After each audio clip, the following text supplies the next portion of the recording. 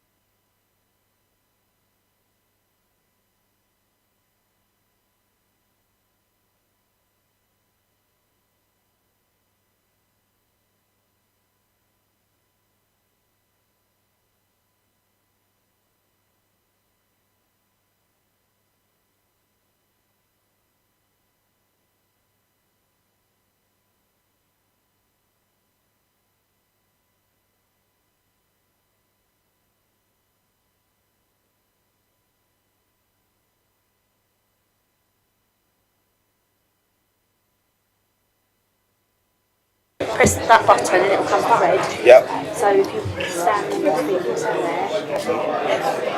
say whatever you want to say, and then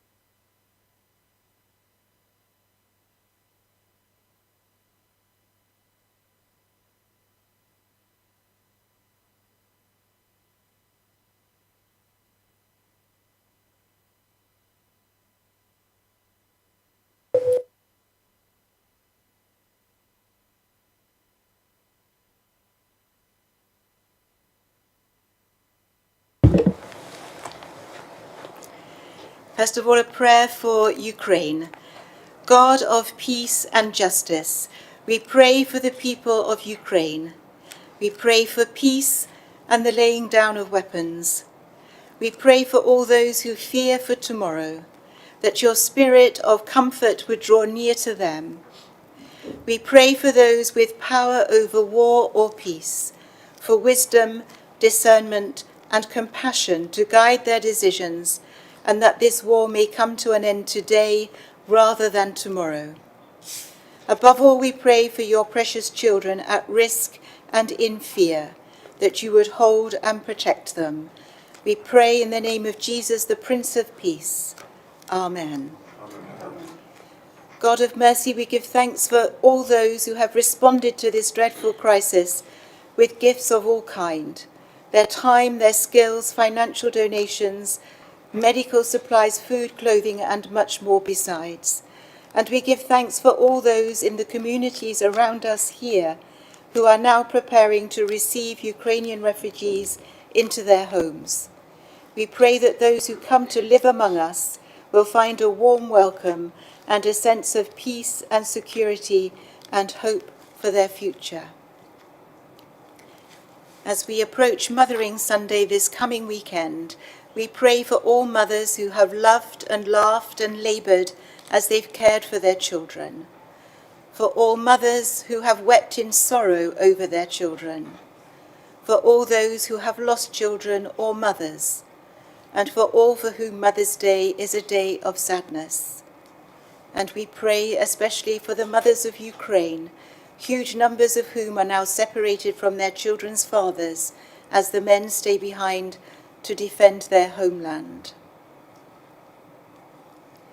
We pray for our Queen and for the Duke and Duchess of Cambridge as they represent the Queen in the Caribbean. We bow our heads in sorrow as we reflect on William's words that slavery was abhorrent, should never have happened, and forever stains our history. And as we remember also that modern-day slavery is still a reality, even in our own country. And finally, Heavenly Father, we pray for ourselves. In the midst of the current devastating situation in Europe, we pray that the work we have committed to do in this council can carry on as it should. In all that will be discussed at the meeting this evening, give us the will to reach agreement on what will best serve the people of this borough. These prayers we bring together in the words our Saviour himself taught us to say. Our Father, who art in heaven, hallowed be thy name. Thy kingdom come, thy will be done, on earth as it is in heaven. Give us this day our daily bread, and forgive us our trespasses, as we forgive those who trespass against us. And lead us not into temptation, but deliver us from evil. For thine is the kingdom, the power, and the glory, forever and ever. Amen. Thank you very much, Reverend Cameron. Thank you.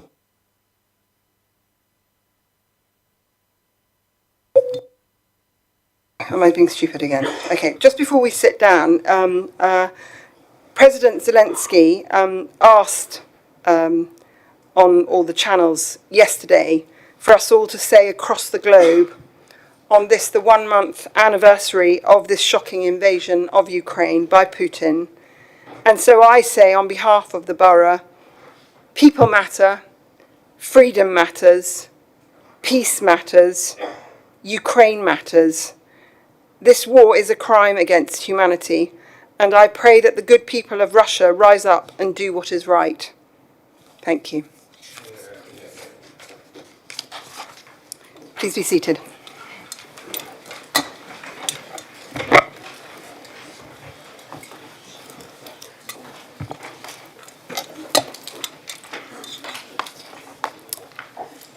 So, as all of you in the room know, we're waiting for the councillors who stayed outside for the prayers, and they're back. So, I am Councillor Onley Cubitt, and as Mayor of Basingstoke and Dean, I will be chairing this meeting this evening. May I welcome back to the council chamber all councillors and participants and viewers to this council meeting, which will be held in accordance with the Constitution. This meeting is being live streamed on YouTube and will be available to view after the meeting has finished. The points of procedures for tonight are as follows. Councillors who wish to speak should raise their hand and I will invite you to stand. And once you have finished speaking, please sit down. If an issue seems to be broadly supported, then I may call for hands to be raised. If there is dissent on a subject, and if hands are raised, then we will count the dissent, and if no hands are raised, then I will take it that we are agreed. If there is dissent and we need to go to a vote, the vote will be taken electronically. Can councillors please make sure that their mobiles are now switched to silent along with any other devices that could interfere with this meeting? And in the event that this meeting becomes lengthy, I shall call for standing orders to be suspended at 9:30 p.m. and we shall decide to proceed from there. So we will now start with the agenda. First off is the apologies for absence. I currently have apologies from Councillor Tomlin and Councillor Howard Sorrell. And I'm wondering, Councillor Bound, do you have any, please? Thank you, Madam Mayor. Councillor Putty, Councillor Leeks and Councillor Falconer. Thank you very much. Councillor James, please. Thank you, Madam Mayor. Apologies for Councillor Hussey, and I've just been notified that Andy Konieczko is in A&E after an accident with a tree. I have no idea how he is, but I've checked it's not a borough tree. Okay. And Councillor Harvey, please. Councillor Follett-Maitland. And Councillor McCormick, please.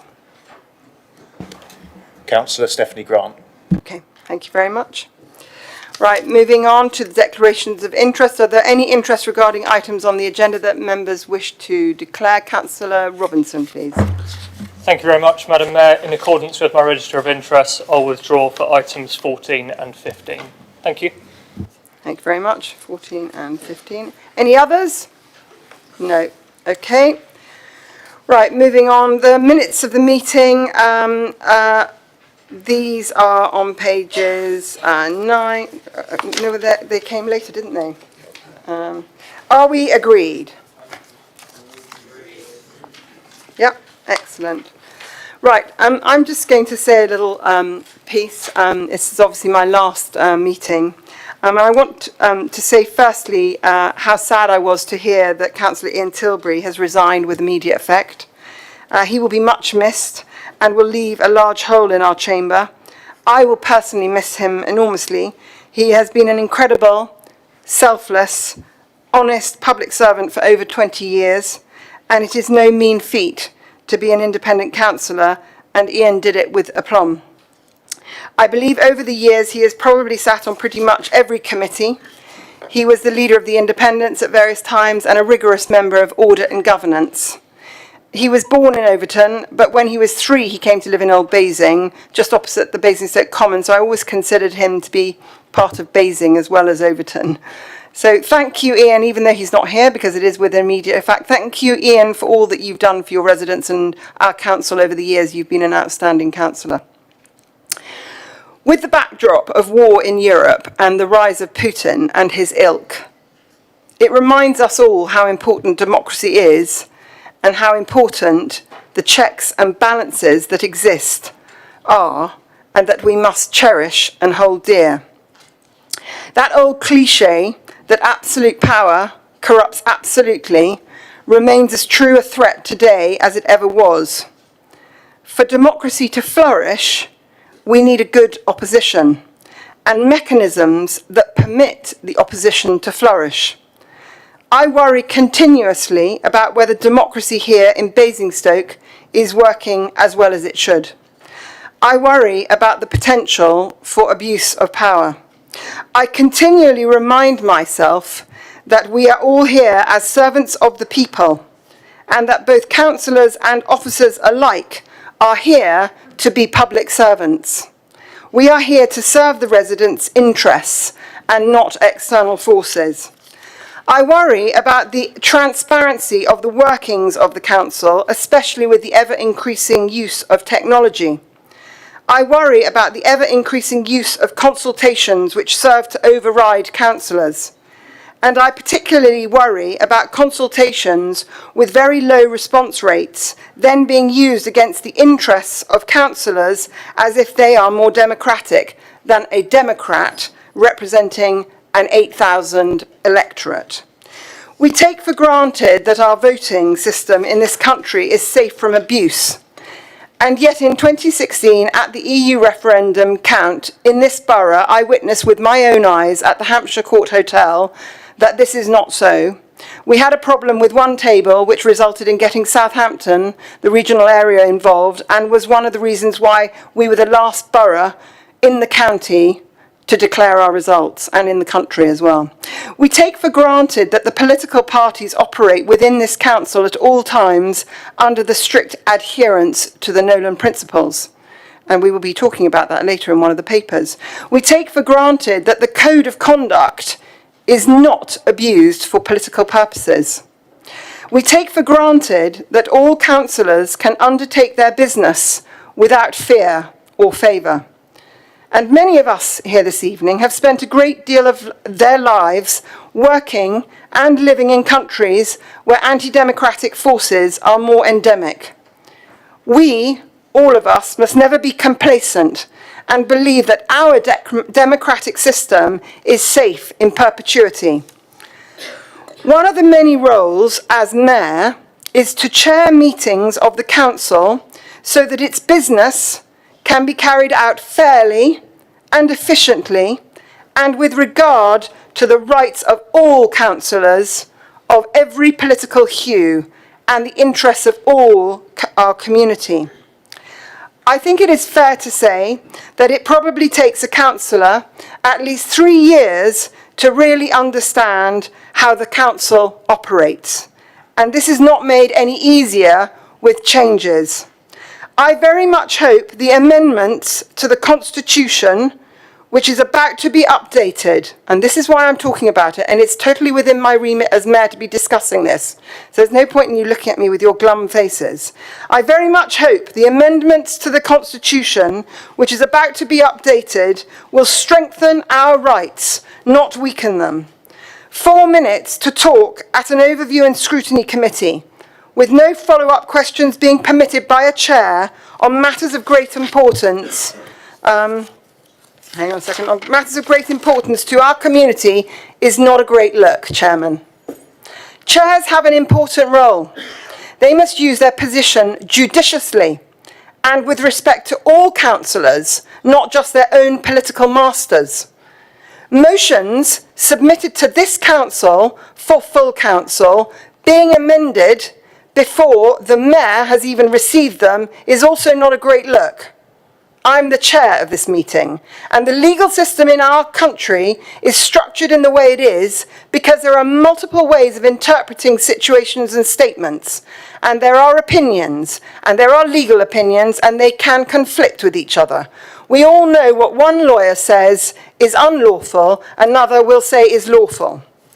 I quote from our Constitution another one of the following duties and responsibilities as mayor, which is to ensure that the council meeting, it's rather a shame you're leaving because I'm going to be referring to something that's quite apposite. You've got evidence of abuse and lack of transparency, you should provide it to us. One of the responsibilities as mayor is to ensure that the council meeting is the forum for debate of matters of concern to the local community and the place at which councillors, not on the cabinet, are able to hold the cabinet and committee chairs to account. That's the purpose of this meeting. This is the real business we are undertaking tonight. And it is not just for show, for the cabinet of the ruling administration. This is not some game. This meeting is held to enable councillors to hold the cabinet to account for their decisions, their achievements, and their failures. It is a nonsense for cabinet members to feign disappointment when they are asked challenging questions or walking out like Councillor John Isaac, the Deputy Leader, has just done.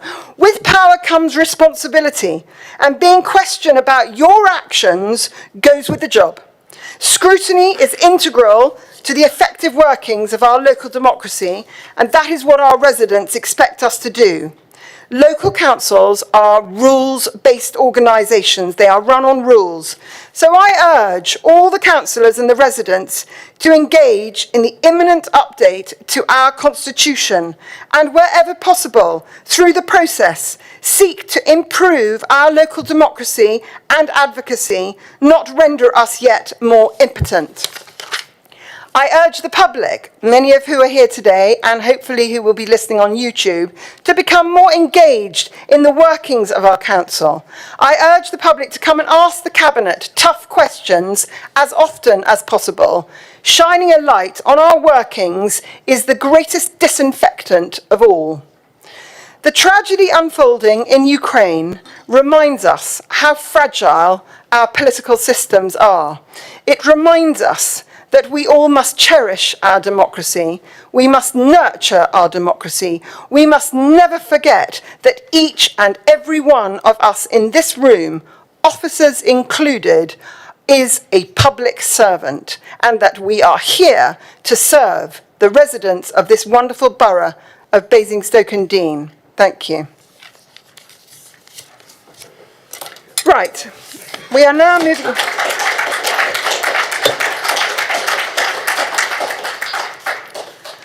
We are now moving to questions from the members of the public. I don't know whether somebody wants to tell the Deputy Leader he can come back in again because I've stopped talking. Or are we going to leave him out? No? Okay. Oh, yes. Oh, sorry. Sorry, the Chief Executive just reminded me, does the Leader have any announcements? No, he's shaking his head and doesn't. And the Chief Executive has informed me he doesn't either. Great, so now we move on to the central business of tonight, starting off with the questions from the members of the public. We have received one question from the public. We welcome you and we thank you very much for coming this evening and for engaging in our local democracy. As I said, our democracy is very precious. You have 2 minutes in total. And after that, you can ask a supplementary, but it must arise out of the answer to your question. Good evening. My name is Gareth Kapner, and I am the Chartered Planning Advisor to the Whitchurch Town Council's... Sorry, Mr. Kapner, could you speak closer to the mic, because we can't hear you. I was told that I had to stand. Should I sit? I don't mind you sitting if we can hear what you're saying. I'm very happy to sit. Yeah, because I think the new mics aren't very efficient, because when I sat there as a member of the public the other day, we couldn't hear very much, so thank you very much. Let me start again. My name is Gareth Kapner, and I am the Chartered Planning Advisor to Whitchurch Town Council's Neighbourhood Plan Review Group. My question is, the Council is formulating an exceptional circumstances case, rejecting the use of the standard method for the local plan update, which, if this method is used, would lead to an increase, not a decrease, in the level of house building in the borough. This was increased, yet again, only yesterday, equal, for example, to a potential doubling of the housing allocation for Whitchurch. There's the piece of paper. The motion at item 15 of the agenda provides the only robust way of avoiding this and reducing the impact on existing settlements, including those around Basingstoke. Will the Leader, the local plan portfolio holder, and the Council please back both the spirit and the letter of this motion? Thank you. Thank you, Mr. Kapner. Now, I believe that question was addressed to the Cabinet Member for Planning and Infrastructure. Would you like to respond, Councillor Ganesh? Thank you, Madam Mayor. Thanks for the question, Mr. Kapner. Council Cabinet considered a report on housing numbers and the local plan update as its meeting on the 8th of March, and where it was decided to continue to prepare a Reg 18 consultation draft local plan using the standard method, and to alongside that consultation plan have a housing topic paper that would examine the exceptional circumstance case and potential spatial strategy implications. So should the exceptional circumstance be demonstrated that would decrease the level of house building in the borough below set out by the standard method, we'll continue to do so. And I'm aware of the motion 15 that was mentioned, and happy to take that further to a committee that will take that into consideration and discuss and debate. Thank you. Okay, thank you, Councillor Ganesh. Mr. Kapner, would you like to have a supplementary question? Yes, I would. I am, of course, completely aware of all that, completely and utterly. I follow it daily. And as I understand it, the council is going to take some legal advice on this issue. And this is noted. But the case is best advanced by the community coming together with planners with foresight, senior officers who will support this, and political leadership joining with others, such as the Local Government Association, especially as the algorithm was introduced by our MP, Kit Malthouse, when he was Planning Minister. So I would like to ask, will the portfolio holder please seek to ensure that this occurs? Thank you very much, Mr. Kapner. Councillor Ganesh? Thank you, Madam Mayor. Cabinet will continue to explore the position and the legal advice on a suitable way forward will be sought to ensure the emerging local plan meets the legal tests of compliance and soundness when the tests are applied independently at the examination and public in 2024. If you do need further details, I'm happy to write back to you after speaking to the officers. Thank you, Madam Mayor. Thank you very much, Councillor Ganesh. Thank you very much, Mr. Kapner, for coming this evening. Have a good evening. Right, we move on to petitions. So we have 4 petitions this evening, and there's 5 minutes per petition. And the first one is the review of speed limits across Basingstoke and Deane, and presented by Councillor Dillo. Councillor Dillo, do you wish to submit the petition? Yeah. Cool. Can I say a few words? Physically giving it to, yeah. Are you going to speak first? Yeah. Okay, yes, of course you can. Shall I remain seated? Well, let's see how good your mic is versus that one at the back. Okay. Many thanks, Madam Mayor, and thank you, Council, for allowing me to present my Safer Roads in Winkelbury petition to Council this evening. It is my opinion that as councillors we must support our ward residents at all times. That must be our prime role, so I was very pleased that my motion to Council for safer roads in this borough was passed at the last full Council meeting. More homes and communities are being built across our borough. Cars, be they electric, hydrogen-powered, diesel or petrol, will still be around for the foreseeable future. So our roads will be getting more and more congested and busier as more and more people choose to live in this wonderful borough of Basingstoke. In my ward of Winkelbury and Manydown, residents are very concerned about the Manydown development construction traffic clogging up our Roman road, with all the obvious safety concerns of rat running through roads not designed for high volumes of traffic flow. So to fulfil my duty of care to my Winkelbury residents, and we as councillors representing the residents of the whole borough, we must tackle the difficult decisions and difficult questions and find the answers. And one of the key issues is that we must make our roads and communities safer for all of us. Fast, reckless driving in congested roads will inevitably result in collisions and injuries. This petition, which is just a few weeks old, proves that the residents of Winkelbury and across Basingstoke want safer roads, and we want them now. Madam Mayor, nearly 700 people have signed this petition, either online or directly on their doorsteps, calling for Hampshire County Council to prioritise my ward of Winkelbury and Manydown and our borough of Basingstoke and Deane when they start the county-wide review of speed limits on our roads. It also calls for 20 miles per hour speed limits outside all of our schools, something that to my mind is just common sense. Basingstoke and the outlying villages and towns are getting bigger and busier, and it is imperative that we have the infrastructure and correct speed limits on our roads to ensure that our residents are safe, be they drivers, cyclists or pedestrians. Madam Mayor, please accept this petition signed by our residents and ensure that it is forwarded to the Hampshire County Council's Highways Department 20-mile-per-hour review to ensure that they know there is no doubt that our residents want safer roads now, not only in my ward of Winkelbury and Manydown, but across the borough too. Thank you. Thank you very much, Councillor Dillo, for those words. I understand your petition is going to the Environment and Community Service, but then maybe it's going on to the Hampshire and Highways. Okay. That's Okay, fine. but thank you very much. If you'd like to bring it forward. That's wonderful. Thank you. Thank you. Brilliant. Okay, second petition is from Mr. Mark Peters, and it is referenced the Winkelbury Regeneration Project. And Mr. Mark Peters is the chair of the Winkelbury and Manydown Community Action Group. Welcome, Mr. Mark Peters. You might want to sit down. And would you like to say a few words?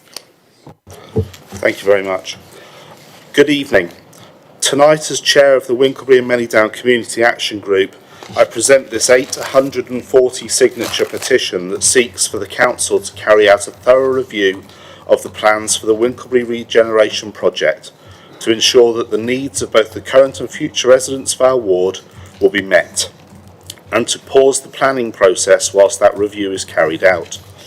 The residents of Winkelbury and Manydown, from Wootton St Lawrence to Watson Way and everywhere in between, don't want a health centre that has been shoehorned into a location that's obviously too small, which is already subject to massive traffic congestion, which is within yards of where a young child and her mother were recently injured by a vehicle, struggling to get past cars that are forced to park on Winkelbury Way every day for the school run. They don't want to be left with a community centre that is no longer fit for purpose and is past its natural lifespan. The residents of Winkelbury and Manydown should be able to benefit from similar facilities which other parts of Basingstoke already enjoy. For too long, Winkelbury has been at the bottom of the pile, ignored by those in power. Now is the time to grasp the nettle and ensure that this once-in-a-generation opportunity is built with the needs of the residents in mind. Tonight, I want to know if Councillor Bound will honour the words he used when he was announced as new council leader, where he is quoted as saying he'll be listening to what residents want and need.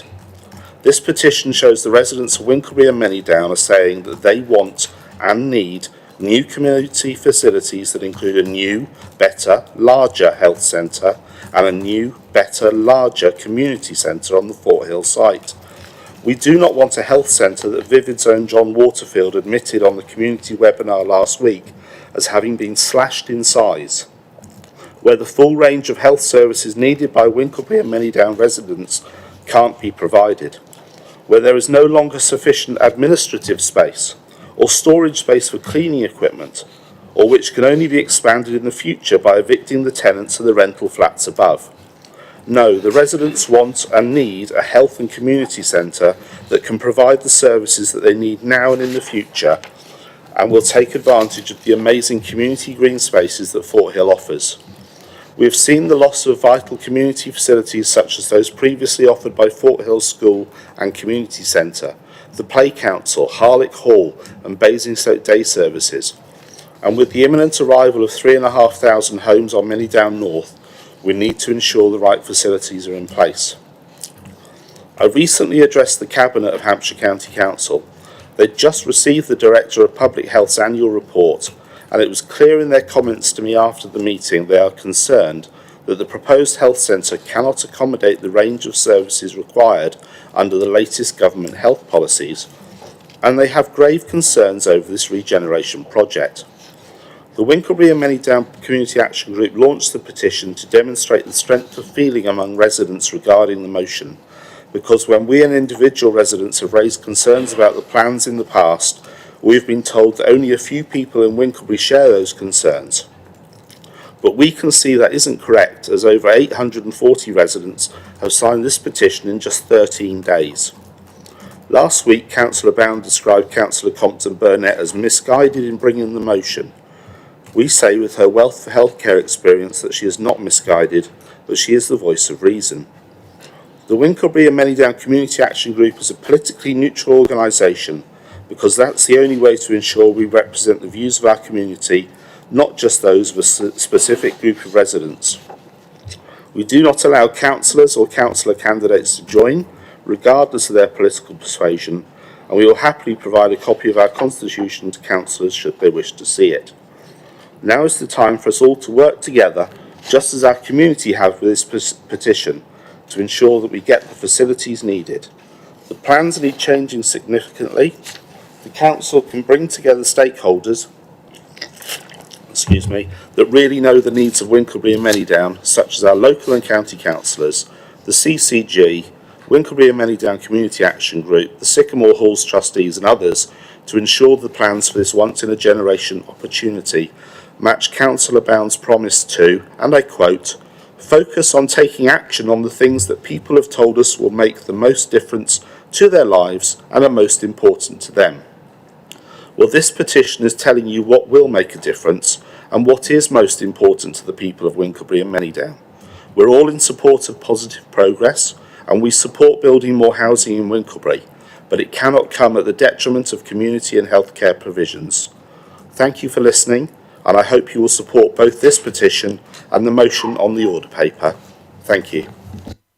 Thank you very much, Mr. Mark Peters. Thank you for those words. Your petition, have you got it? Would you like to bring it forward? It will now go to the Environment and Community Services Department. It's a very busy department tonight because I understand all the petitions are going to the same department. Thank you. Thank you, Julia. Right, third petition is entitled The Road Safety Improvements for Sullivan Road, and it's presented by Councillor McCormick. Welcome, and would you like to say a few words? Thank you, Madam Mayor. So it seems like déjà vu, actually, with Councillor Dillow's petition for road safety. 20 years ago, I presented a similar petition for improvements for road safety at Shakespeare Road when we had 3 serious injury accidents in 5 weeks. Hampshire County Council had a novel solution. All of the accidents were child pedestrian fatalities. There was a nearby local school. They ended up closing the school. I don't think that was the solution everyone wanted. However, I'm pleased to report they've since built a new school on the site. But I digress. Good luck with your engagement. I have another road safety petition, 20 years on, containing 804 signatures from the good people of Brighton Hill, asking for road safety improvements to Sullivan Road. I would welcome a 20-mile-per-hour section of Sullivan Road near the shops and also by Chalkridge School. Hopefully Hampshire County Council will give that their due consideration, as they will various other similar parts of town, not least Castle Hill School, where we know we had a serious injury accident recently. Road safety is a hot topic because nationally casualties are on the up. And I think we need to do something, and I think we've got a high degree of cross-party consensus on that. There were massive achievements made from the 80s through to about 2 years ago with a massive reduction of road safety casualties for a number of reasons. Improved cars that didn't kill their occupants so easily, improved road design. 20 years ago, there was approximately 3,500 road fatalities. Now we're down to about 1,800. I would like this petition, I think it's going to go the same way as the other two, to be used by Hampshire County Council to consider road safety provision in the round. I think speed limits are only part of the solution. I think we need to look very carefully and sensitive at safer crossings, especially in our schools. The provision of variable speed limits, so a speed limit that's 30 miles per hour out of hours and then 20 or even 10 during peak school times when parents are rocking up to drop their children off and when the schools start chucking people out around about 3 o'clock. And similarly, when we look at things like doctor surgeries or shops, when buses disgorge large numbers of people there's obviously concerns there. I think we can do a better job than we're doing at the moment and provide the public with that degree of reassurance. So on that note, I'm very pleased to hand in the petition, and I think we've got common cause here, and I hope that the county will listen. Thank you very much. Thank you very much for those words, Councillor McCormick. And your petition will also go to the Environment and Community Services, but hopefully also to Hampshire County Council. Thank you very much, Julia. Right, the last of the 4 petitions is that Basingstoke and Deane Borough Council takes all the steps necessary to designate Old Down as a local nature reserve, and it will be presented by Mrs. Sarah Mutton on behalf of the Right Honourable Maria Miller MP. Good evening, Mrs. Mutton. Would you like to say a few words? Thank you, Madam Mayor and the Chamber. I'm here to formally submit for your consideration a petition on behalf of 2,091 signatories that we, the undersigned, want Basingstoke and Deane Borough Council to take all the steps necessary to designate Old Down as a local nature reserve. Old Down is integral to the health and quality of life of the local community and supports and enhances natural and ecological wildlife habitats. Hundreds of people use it every day to rest, relax and exercise, and therefore Old Down should be properly preserved and managed for the benefit of the community. It is also an important site for local wildlife, and all the woodland and grassland is already classed as a site of importance for nature conservation. Specifically, we believe it is really important Old Down is designated as a local nature reserve and not just green space, because of the need to actively manage the land reliably and consistently to a high ecological standard in the interests of wildlife and the people. As a mum whose child attends Shooting Stars Nursery on the edge of Old Down, I know firsthand how valuable and valued this green space is. Being able to access nature on their doorstep is so important for children's development. It would be a tragedy for the nursery to be surrounded instead by buildings rather than the beautiful back garden they have now, which they absolutely love. It is vitally important to preserve this green space for our children, not just for their immediate use, but also for their future and for generations to come. I understand that in 2013, a petition was raised by residents seeking to declare both Beggarwood Park and Old Down as a local nature reserve. Subsequently, the Council adopted a priority list, and as part of this process, Beggarwood Park was declared as a local nature reserve. However, as set out in a report at the time, due to potential issues relating to the development of Many Down, Old Down was excluded. The emerging plan for the southwest of Basingstoke shows entry points to Many Down through Hounsome Fields development and land closer to the M3 Junction 7, removing the need for access through Old Down. Thus, the impediment to declaring Old Down a local nature reserve has gone, and there is no reason why the Council cannot now update its status to where it would otherwise have been in 2013. The last 2 years have undoubtedly made us appreciate more the importance of outdoor activity and access to green space, both for our physical and mental health. Let us take this opportunity at a time when we fundamentally re-evaluate what matters most to us and build on that momentum for change and improvement. We must take steps now to ensure that this land, which is essential to the well-being of the people of Basingstoke, is properly protected for the future. Thank you, Madam Mayor. Thank you very much, Mrs. Mutton. Thank you for those words. Have you got the petition with you? It's already been received. Okay, well, listen, thank you very much for coming and engaging in democracy. Thank you.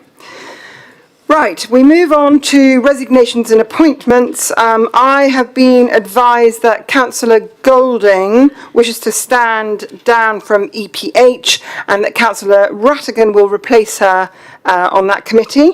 I see that there are hands up. Councillor Harvey. Thank you, Madam Mayor. Councillor Phillimore as a substitute on DC, please. Councillor Phillimore to substitute on DC. And Councillor McCormick, did you have your hand up? Sorry, Madam Mayor, I didn't.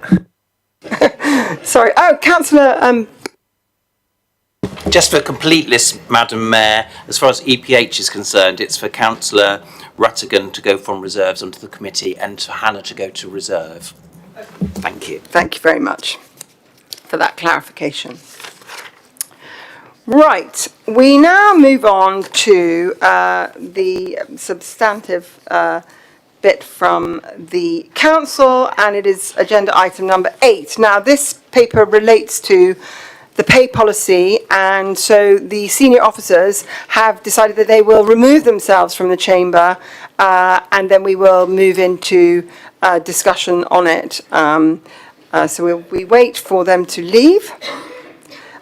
This agenda item is on page 13 to 38, and as per page 13, it is requiring of us to approve the pay policy statement for 2022-2023. And I understand that the leader will propose this recommendation. Leader, you have 5 minutes. Thank you. I don't feel the need to say anything other than just to propose it, Madam Mayor. Okay, perfect. I understand that Councillor Laura Edwards is to second this recommendation. Do you wish to speak to this? I'd just like to say, Madam Mayor, I'd like to second it as the chair of the committee. Okay, excellent. Thank you. Right, on that basis, is everybody agreed with regards to this paper? Agreed? It's unanimous, so we can now ask the senior officers to come back in and we can move to the next agenda item.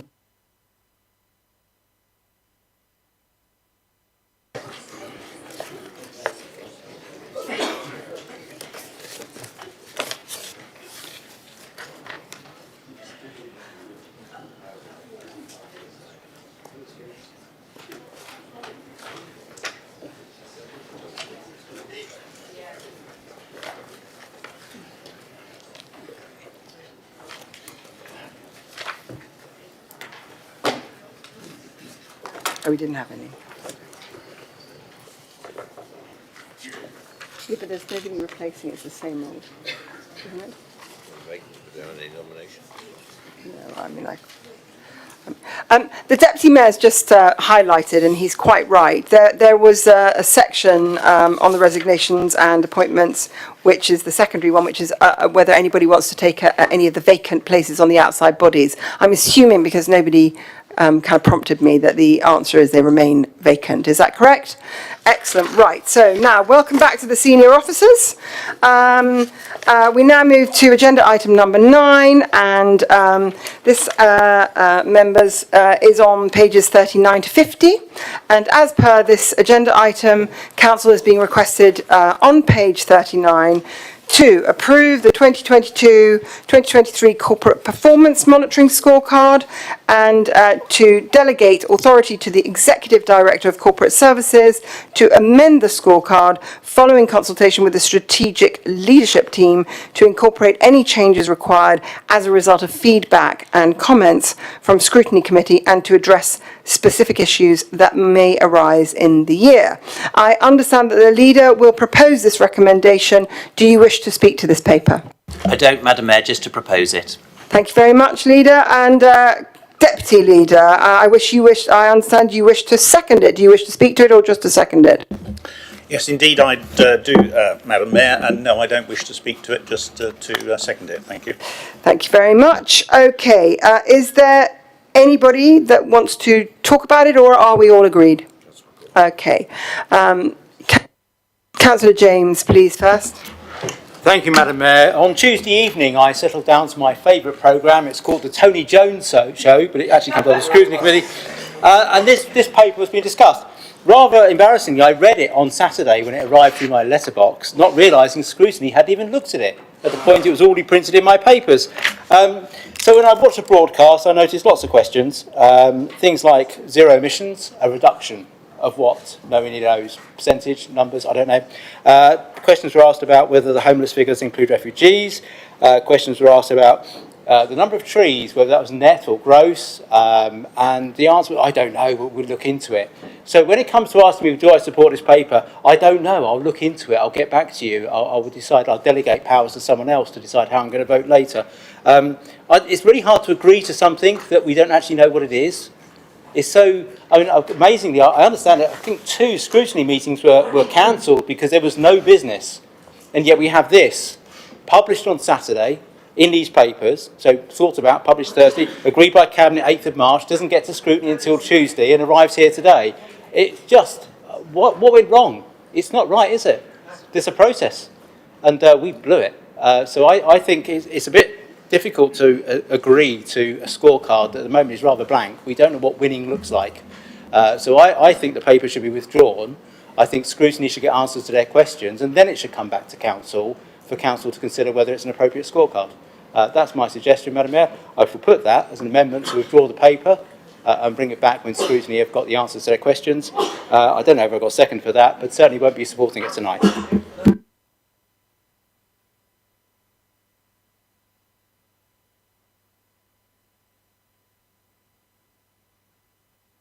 You want to speak? You want to second it? Yeah. Okay. Well, I'm happy to second it. Sorry, Madam Mayor. And I completely agree with what Councillor James said there. We asked loads of questions at scrutiny. We didn't get all the answers, and I don't feel I can make a decision on this paper tonight on the back of scrutiny on Tuesday. Thank you.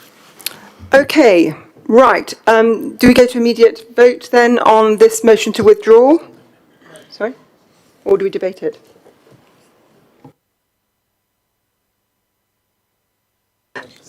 So you just follow the amendment.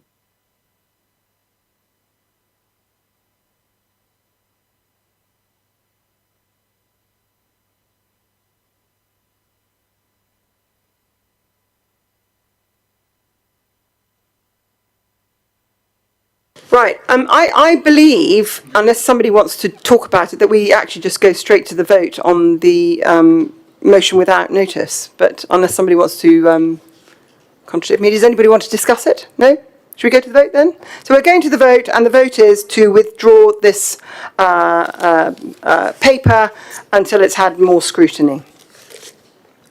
Okay. Can everyone put their hands up if they, or do they want to electronically? Oh yes, of course. If I might have a question, Madam Mayor, just so that for sake of transparency, that everybody's really clear about what we're being, which way we're expected to vote. If I was to vote yes, would I be voting for it to be withdrawn, and no, that it wouldn't be withdrawn, just for sake of clarity in the chamber?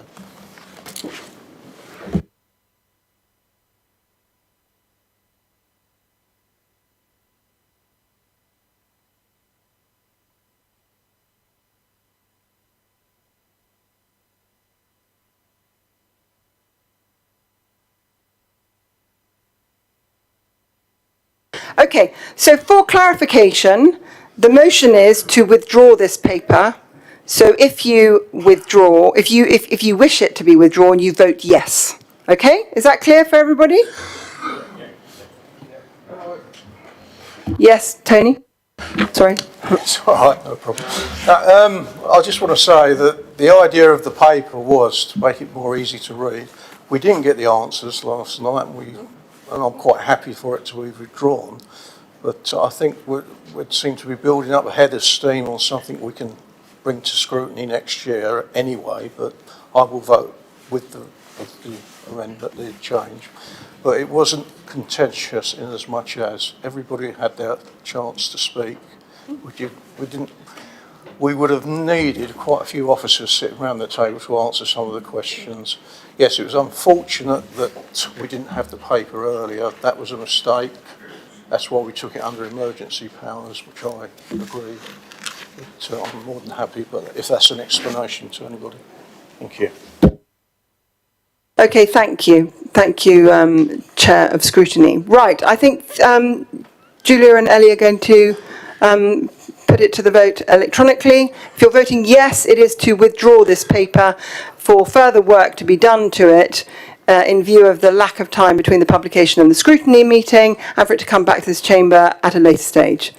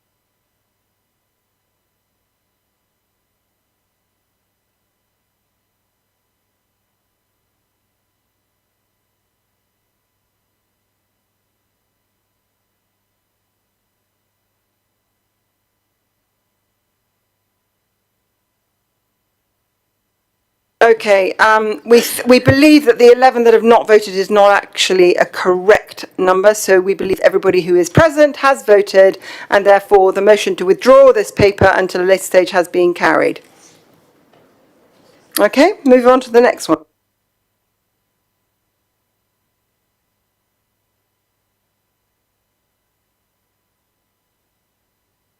Okay, so the next one is the appointment of independent standard assessors and independent persons.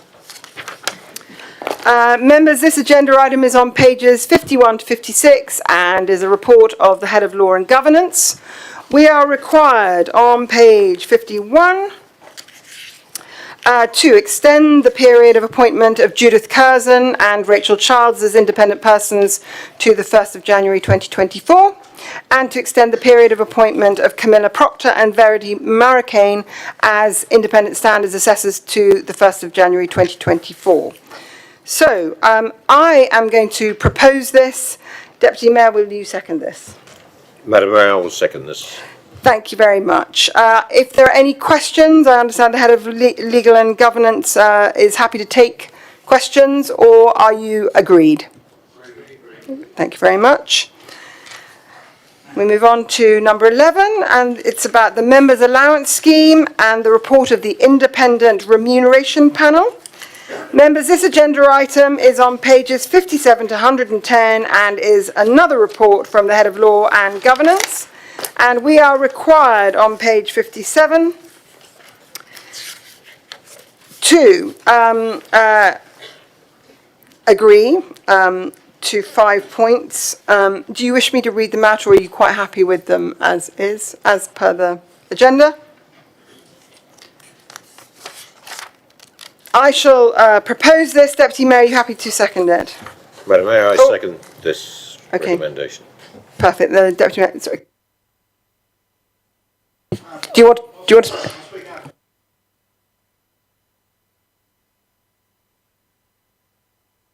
Councillor Fillimore's already indicated he wishes to speak. Councillor Fillimore, do you wish to speak to this paper? Good. Madam Mayor, I'd like to register a vote against the proposed increase in members' allowances. Madam Mayor, our residents are suffering from unprecedented cost of living crisis, spiralling energy costs, increased household bills, biggest drop in living standards since 1956, and with inflation predicted to be 8% in the very near future. A proposed council tax refund of £150 is welcome but not enough. An imposed 4-year repayable loan from utility bills is frankly risible. Is this really the time to be awarding ourselves an additional allowance rather than setting an example to the residents that we represent? Madam Mayor, I get the point raised previously by Councillor Gavin James that adequate remuneration could be an obstacle to becoming a councillor, and that leaves the door open only to candidates that can afford to stand. However, from the attached list of councils, we find that Basingstoke and Deane are second only to New Forest in terms of members' allowances from the 11 councils listed. Madam Mayor, I also understand that an individual member may forego the increase or even the members' allowance entitlement altogether. But it would be better if all members showed mutual support for their residents and decided they were adequately remunerated for this coming year. This increase is morally wrong at a time when the residents that elect us are facing financial difficulties. I would request a recorded vote. Okay, thank you, Councillor Fillimore. I've got Councillor Robinson. Thank you, Madam Mayor. I don't intend to say too much other than what I say on this every year, so I don't want to sound like a broken record. We just had a vote a moment ago on the pay policy statement for senior members of staff. Those senior members of staff who were affected by this left the room, quite rightly. And I think I speak for everybody in this chamber when I say I think we all feel incredibly uncomfortable about voting on our own pay. But it's a situation that the government forces ourselves into. We have to do it. It's not a situation any of us want to be in. And I do feel very strongly that having appointed an independent panel to assess our own pay, to do anything other than to vote for the independent report is to set your own pay, either higher or lower. And personally, I want no part in setting my own pay. And so I will vote for the motion, because it is a recommendation of an independent panel. And I think it's very important, that point. An independent panel made the recommendation, and to do anything else is to vote on your own pay, which personally I believe is morally wrong. Thank you. Thank you, Councillor Robinson. Right, Councillor McCormick, please. Thank you, Madam Mayor. Well, I would request that we take the 5 recommendation points in turn, if that's possible, for vote on each of them. What I would say is that under normal circumstances, yes, I would accept the recommendations of an independent policy panel, remuneration panel. I do feel uncomfortable about awarding myself a pay rise or a pay freeze. But I have to say that the contents of this report make me feel even more uncomfortable when you look at the component of special responsibilities, which are going to be going up by 6.5%. And we've just voted on a staff pay rise of 1.75%, and inflation is currently at 6.2%. I would feel a lot happier to have the same pay rise as our staff, or failing that, a pay freeze, depending on the mood of this chamber. I cannot support a 6.5% pay rise for a special responsibility allowance. I do feel for our staff. I would have asked that we could have set the pay rise higher, given where we are with inflation. There may not be money in the budget to do that. I hope we can revisit that. We may have problems with recruitment and retention. If we give people below inflation pay rises, they will vote with their feet and find other jobs. But I cannot support, in all conscience, 6.5% when we just voted on 1.75% for our staff.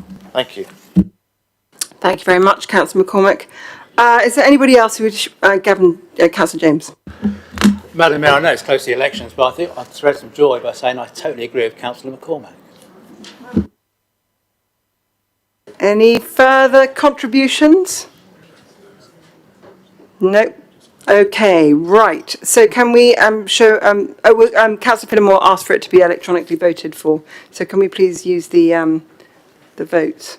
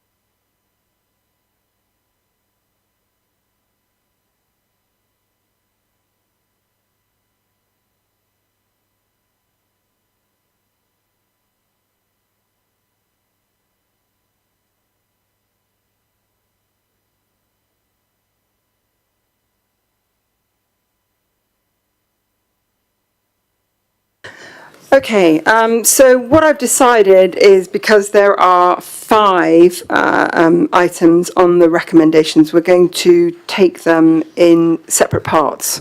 So the first one is to note, and so there's probably no point in voting on that. The second, the number 2 and the number 3, we're going to amalgamate for the vote. So the question is, do you, the members, reference 2 and 3, support this paper? Thank you. A yes is a support and no is not.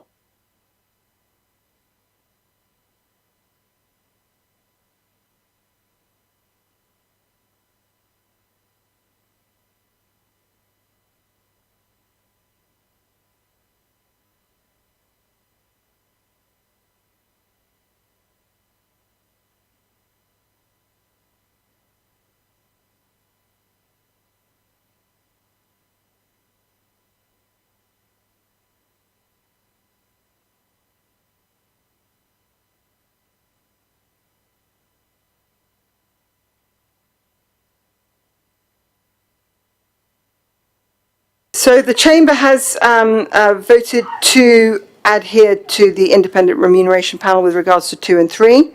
So we're now going to vote on 4 and 5, And the answer will be yes if they support the recommendation of the independent remuneration panel, and no if they... No? Okay, sorry, I apologise. Right, okay, so let's start that again. So number 4 has to be separate. Okay, sorry, I've been told to amalgamate them. Okay, number 4 needs to be separate, and it's the parental leave policy. And the detail of the policy will be considered by group leaders, and you are being asked whether you support that. And if you do, it is yes, and if you don't, it is no. Okay, is that clear for everybody? Perfect.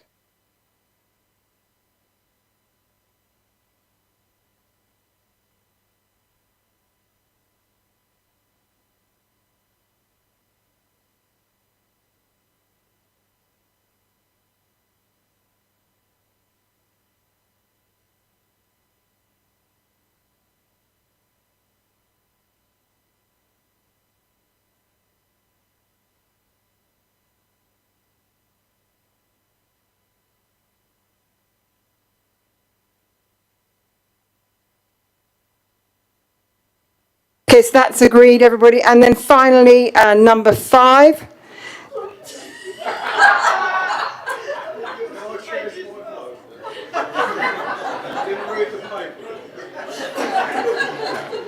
Can he?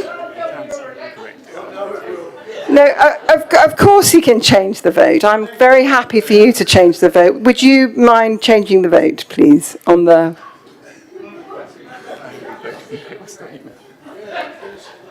Sorry, that's very kind of you. Is that done? Brilliant. Okay, and finally, number 5.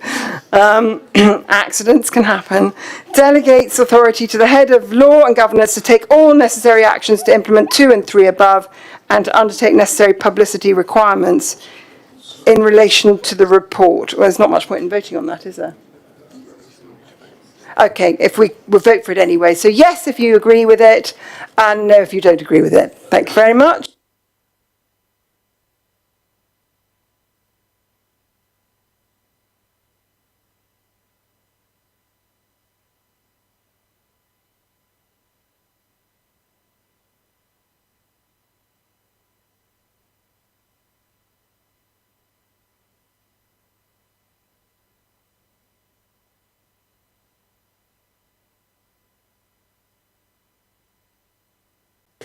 Brilliant, thank you. So that's carried too. So the paper in its entirety has been approved. Thank you.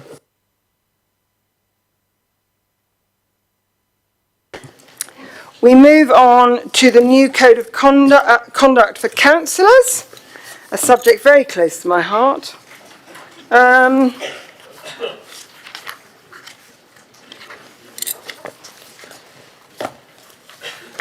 And one of which I have great experience. Right, pages 111 to 132. We are required on pages 111 to 1. Agree the adoption of the Local Government Association Model Code of Conduct for Councillors to be applicable from the 9th of May. 2. To endorse the recommendation to all councillors to attend training on the new code.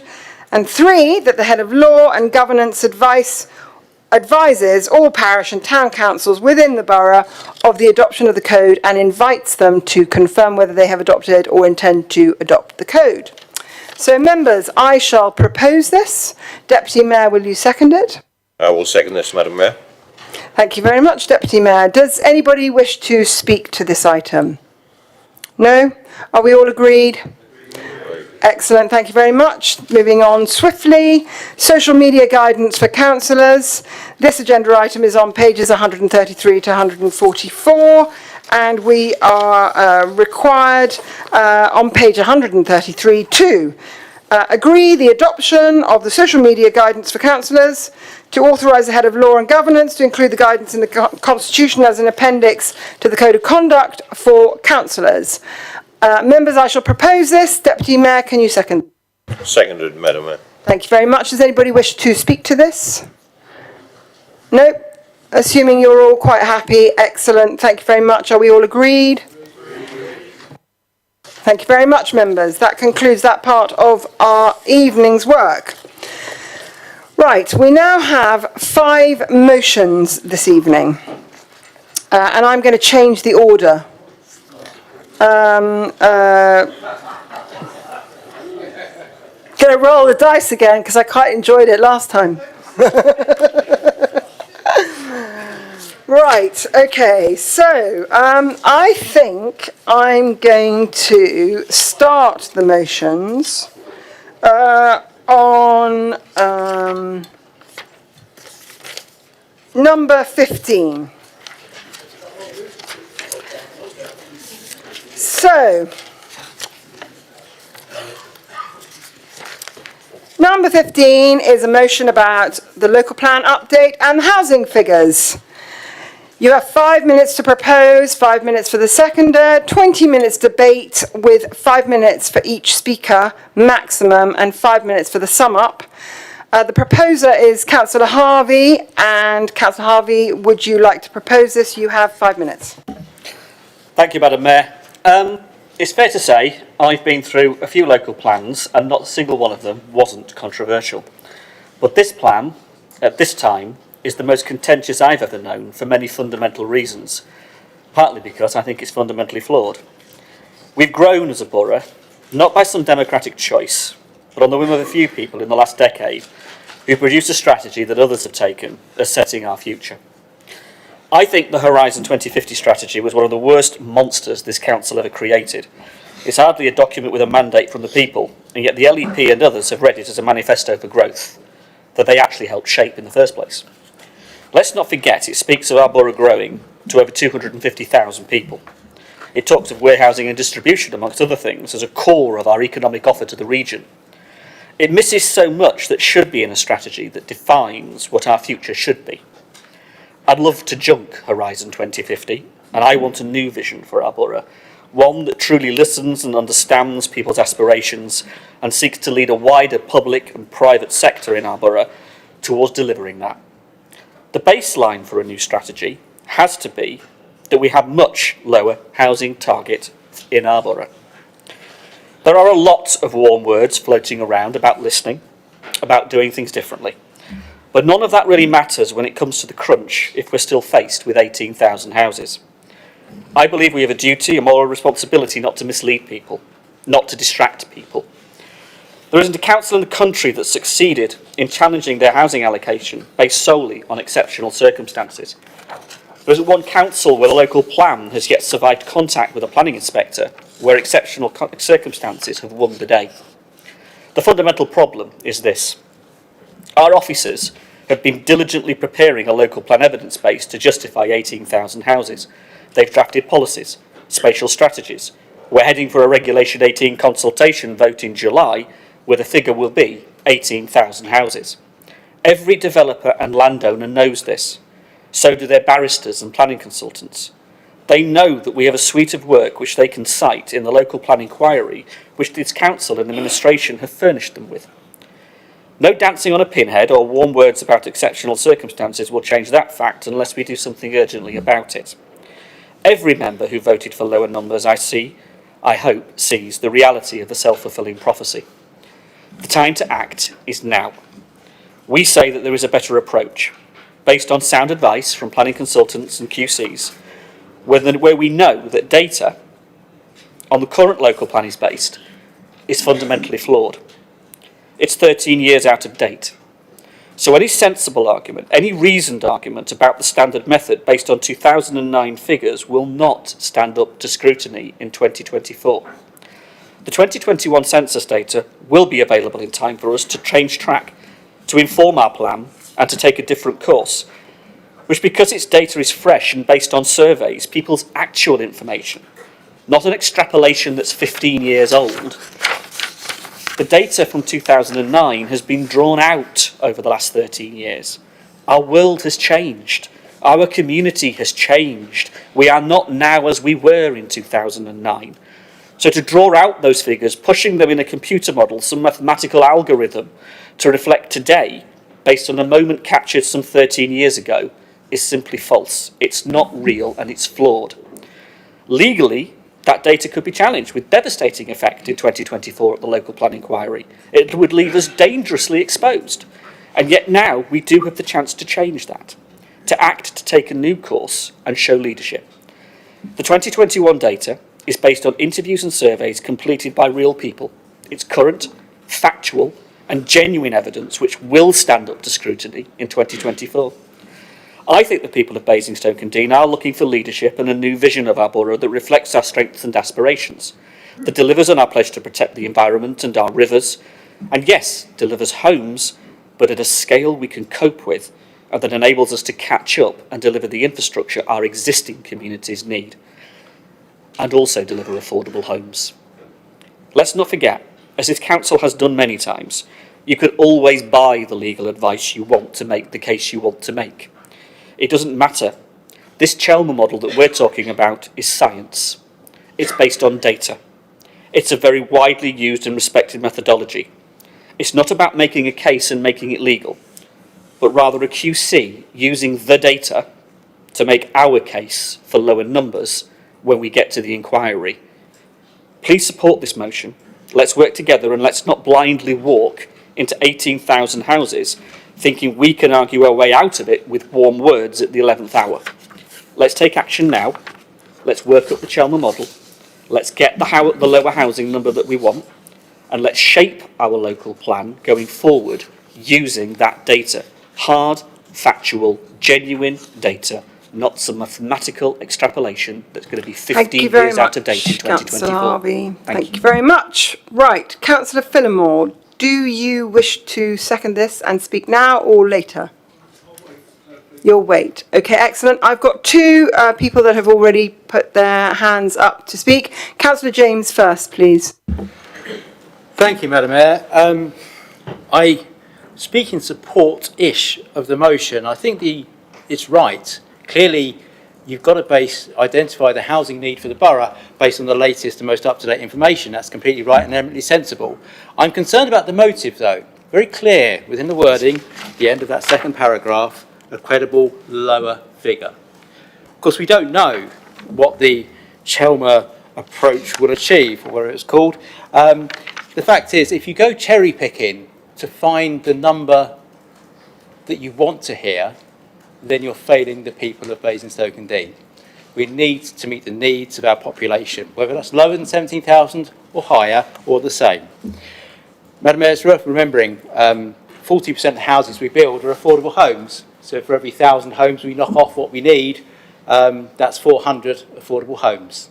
So I do think people who are so desperate to get the number down, and if we don't need the homes, I'm sure the developers won't build them. It's worth remembering that. But for those who want to get the houses down, every time we take on 1,000 homes, can they go and find 200 nurses, 200 police officers, 200 firemen and say, sorry, you can't get on the housing ladder? And can they also go out and find 200 supermarket workers, 200 delivery drivers, 200 care workers and say, sorry, you can't have a home at all? Because that's the reality of not building the homes we need. It's very relevant tonight, Madam Mayor, that 2 years ago, we were out clapping those people. They were our heroes. We clapped them because of what they did for us. Well, perhaps when we develop that local plan, they're now looking for us to do for them. Are we really doing it? So I'm happy to support the motion, but this isn't about reducing the number. It's about getting the number right. Thank you. Thank you very much, Councillor James. Councillor Carr, next, please.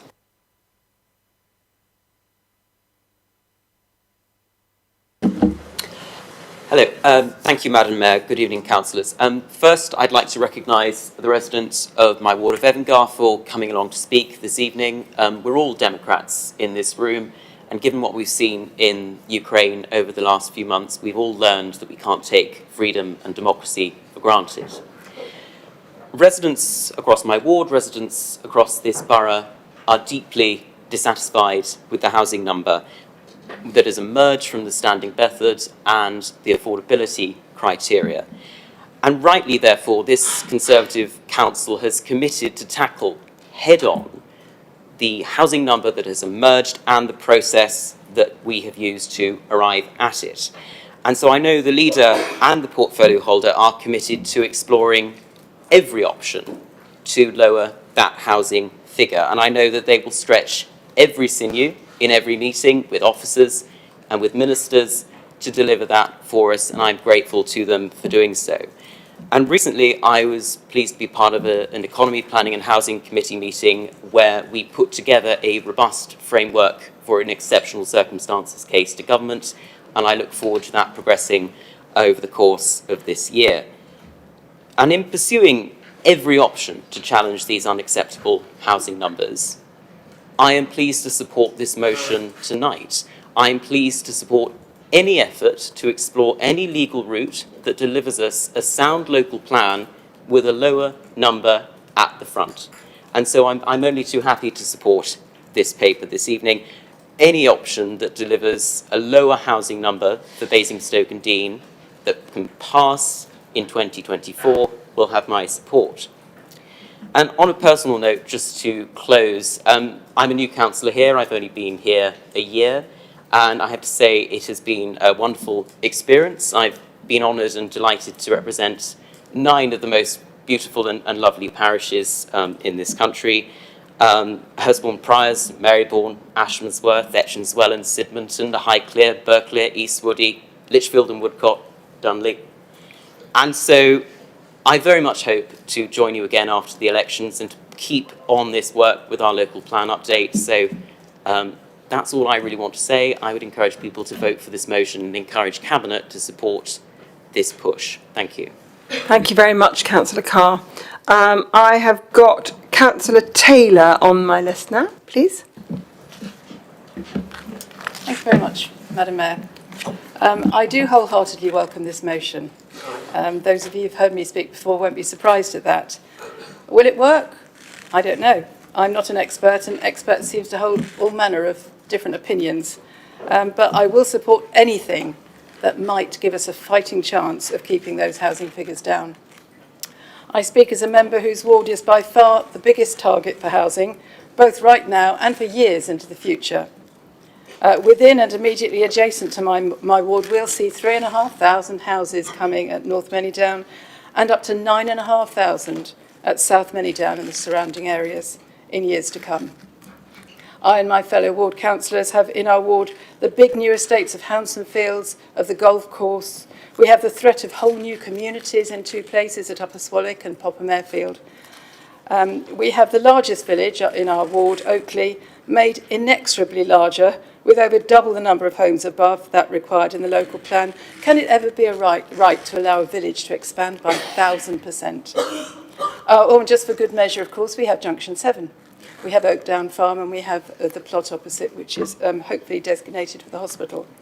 So yes, I really do want to go for this. Anything that will help us. Let's look at this model, get expert advice, and see if it works for us. Let's just take every opportunity to hammer home to government that this borough says enough. We'll grow, of course we'll grow, as Councillor Harvey said, but grow at a moderate rate, at a rate that does us good and not harm. Thank you, Madam Mayor. Thank you very much, Councillor Taylor. Right, Councillor Vokes. Thank you, Madam Mayor. So I'm in agreement with my colleagues here this evening. So we're a victim of our own success. The more houses we build, the more people move into the area, the higher the number of homes are demanded of us. And because the borough is such a great place to live, house prices increase, and this triggers even more houses to be built under the flawed affordability criteria.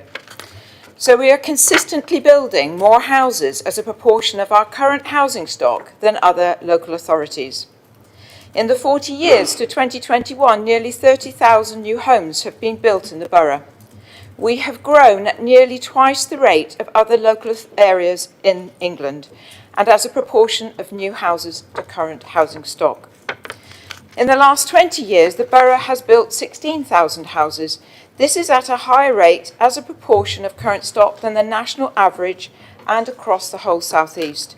We simply cannot keep growing at this phenomenal rate. The investment in our infrastructure is not keeping up with the rate we are building. Our roads are clogged, our doctors and dentists are struggling with the increase in demand, our children are travelling long distances to access school places. Communities need more time to settle in. to create those vital networks and groups which form the lifeblood of our communities. We must find a way to reduce the number of houses we are required to deliver in our updated local plan. Thank you, Madam Mayor. Thank you very much, Councillor Oakes. I've got Councillor McCormack and then Councillor Tustin at the moment on my list. Thank you, Madam Mayor. I'll try and be as brief as possible. I would give a cautious welcome to this motion, but I do have some concerns. It's a very difficult balancing act trying to... Jenny, if you could possibly take your mic off, thanks. Sorry, Councillor. It is a very difficult balancing act, trying to balance the needs of our community and the housing needs of the population, where house prices are rising inexorably, outstripping wages. We've heard from Councillor James what that means in terms of key workers, and we need to support them and make sure that they have homes of their own. You know, specifically people under 40 who are still living at home. Obviously it's election time, and I sense a bit of electioneering in the timing of this motion. What I would say is this. I'm all for having more recent forms of data, but in the past couple of years, house prices have started rising enormously for factors that we only just starting to understand surrounding the pandemic. So be careful what you wish for if you get the 2021 census data, because that could mean that we end up having even more houses. Now, I voted against that 17,800 target, and I know a lot of us did, and that point has been well made. And I've also received representations from my residents about the housing, concerns about many down south, 9,500 houses, that's Popley and Brighton Hill combined, and Upper Swallock and Popham. These things could be thrown back in the equation if we have to have a higher number, so I'm really nervous about that. You know, the slightest prospect of that happening, if I'm honest with you, because I can't, in all honesty, see how we can get 9,500 houses thrown out of the local plan. At the same time, I look at the strategic gap, so-called, between Kempshott and Oakley and North Waltham, and that's going to all but disappear under the proposals that are currently being discussed under the local plan. So I would give this, I'm very cautious about this. I'll give this a cautious welcome, but I think we also need to look after the needs of our residents, who we are here first and foremost to serve. Thank you, Councillor McCormack. And Councillor Tustin, please. Thank you, Madam Mayor. I do agree with the Council's previously passed motion that Basingstoke has seen a lot of development, and the figure put forward for the local plan is considered a huge ask on the town, and I did vote against the 17,820. And I also agree that whatever figure is reached, we need to be sure that the appropriate infrastructure is in place to support the residents that will live in these developments. And if these figures are based on data from 13 years ago, then it is right to question if this is an accurate picture of what our borough needs. But however, I also have concerns, as other councillors already mentioned earlier. Aside from not having a planner's understanding of the complexities of both methods to make a sound judgment, I have other worries. We've all recently been informed by the Council Planning Department around the worsening affordability ratio on housing in the borough, and that's a clear market indicator on demand, which is used as part of the standard method to set our annual housing build rates. And by the standard method, as has already been mentioned, this annual figure has now grown. That might be flawed, I don't know.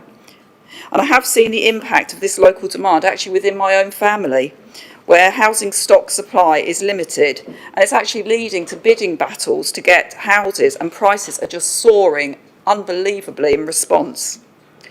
Now this motion, this is the bit that really does worry me, as Councillor James mentioned as well, is to find a credible lower figure than that currently proposed. Now surely we should be looking for a more robust and accurate figure that reflects our housing needs for the borough in line with our projected needs. And we're talking about residents that already live here, we're not talking about inviting in people from outside. And this also raises further questions. What if the figure ends up higher? What if the standard method and 2021 data gives a lower figure? Is that possible? Yes, we should be using more recent data to get the figures right. And yes, we must build responsibly within our environment with the right infrastructure in place and protect our green spaces. but we cannot look to find ways to work the figures to get an outcome that we prefer. We have a responsibility to get these figures right for all our residents, whether it's to protect our current developed areas or those desperate to move into their own first home. Therefore, the questions this raises that require more detail, and my concerns mean that I'm really concerned about supporting this motion. Thank you. Thank you very much, Councillor Tustain. Right, I have Councillor Robinson Senior who wishes to speak. Thank you, Madam Mayor. I do support this motion. Bramley Ward has been hit, as all the villages immediately adjacent to Basingstoke have been. And right now we are looking at the possibility of 1,000 houses between Chinham and Sherfield, and more in Bramley as well. Worse than that, over the last 2 years on DC, I've seen 3 local plan approved sites thrown out by DC because they were unsustainable. Why are sites being put in to a local plan, which DC are then finding are unsustainable and throwing them out? My concern is that they're being put in to meet a target which is totally unachievable and unreasonable. And if we build a local plan with sites that are put in to meet a target, to meet figures, and then they get thrown out by DC, wherever those sites are, and they're getting thrown out almost unanimously, what are we achieving? We're achieving nothing. The local plan will fail because we won't deliver the numbers that we've got to. So I do support it, and I urge those people who are involved in writing the local plan, please look at these sites properly, really, really hard. Are they sustainable? Now, I'm saying that as chair of DC, and I don't want to predetermine myself on any of the sites. They will be looked at properly.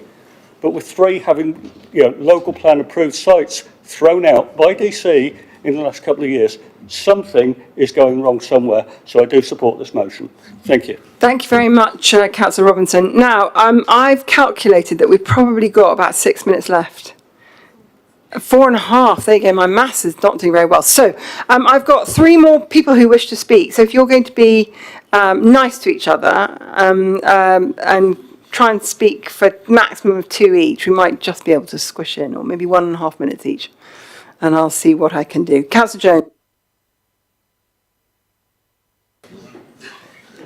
Sorry, I must be half asleep this evening.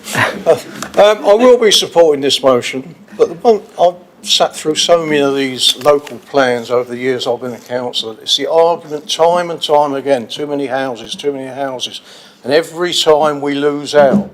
The thing we should be looking at is trying to get the houses we need for the people who live here. And we keep on going around this same circle. We're building big houses, people moving from London and everything. You're always going to get movement. But we as a council should be looking how to get houses for our people. If it's either, we don't do council houses, housing association houses, or low-cost houses. Why can't we just build those? That's what we need. That's what's missing in this town. We go round because we get 40% off the builders. We're a rich council. It's about time we start using some of that money for our people. Thank you. Thank you, Councillor Jones. Right, I've got Councillor Bound and then Councillor Ganesh. Thank you, Madam Mayor. I'll keep it short. I agree with much of what's been said. I will be voting for this motion. It's important that we get the right number for our borough. To make that happen, I call on Michael Gove, the Secretary of State, to abolish the central formula and put us back in control of our borough, to listen to our residents and enable us to do the right thing. To give planning inspectors the direction to take into account local constraints and local needs. As there is scant, I will resist the temptation to say no evidence that this is what they have been doing with submitted plans for some time, which means planning inspectors are not following the wishes of Westminster and central government and allowing us to do the right thing. Thank you, Madam Mayor. Thank you very much, Councillor Bound. And finally, Councillor Ganesh. Thank you, Madam Mayor. We've heard support for this motion from around the chamber this evening. I'm in the same situation as everyone else to support this motion because it's not like Councillor James mentioned, it's not about picking and choosing what we want, which model we want.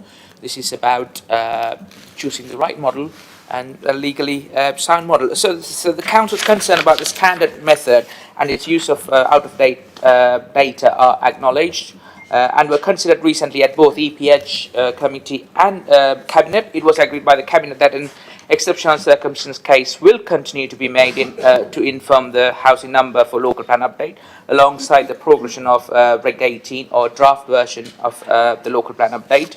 This will focus on significant impacts that would result from continued high housing delivery in the borough and how these balance against the benefits. So it should be noted that government guidance is explicit that the 2014 projection should be used for the purpose of the standard method, which itself must be the starting point for the identifying housing needs.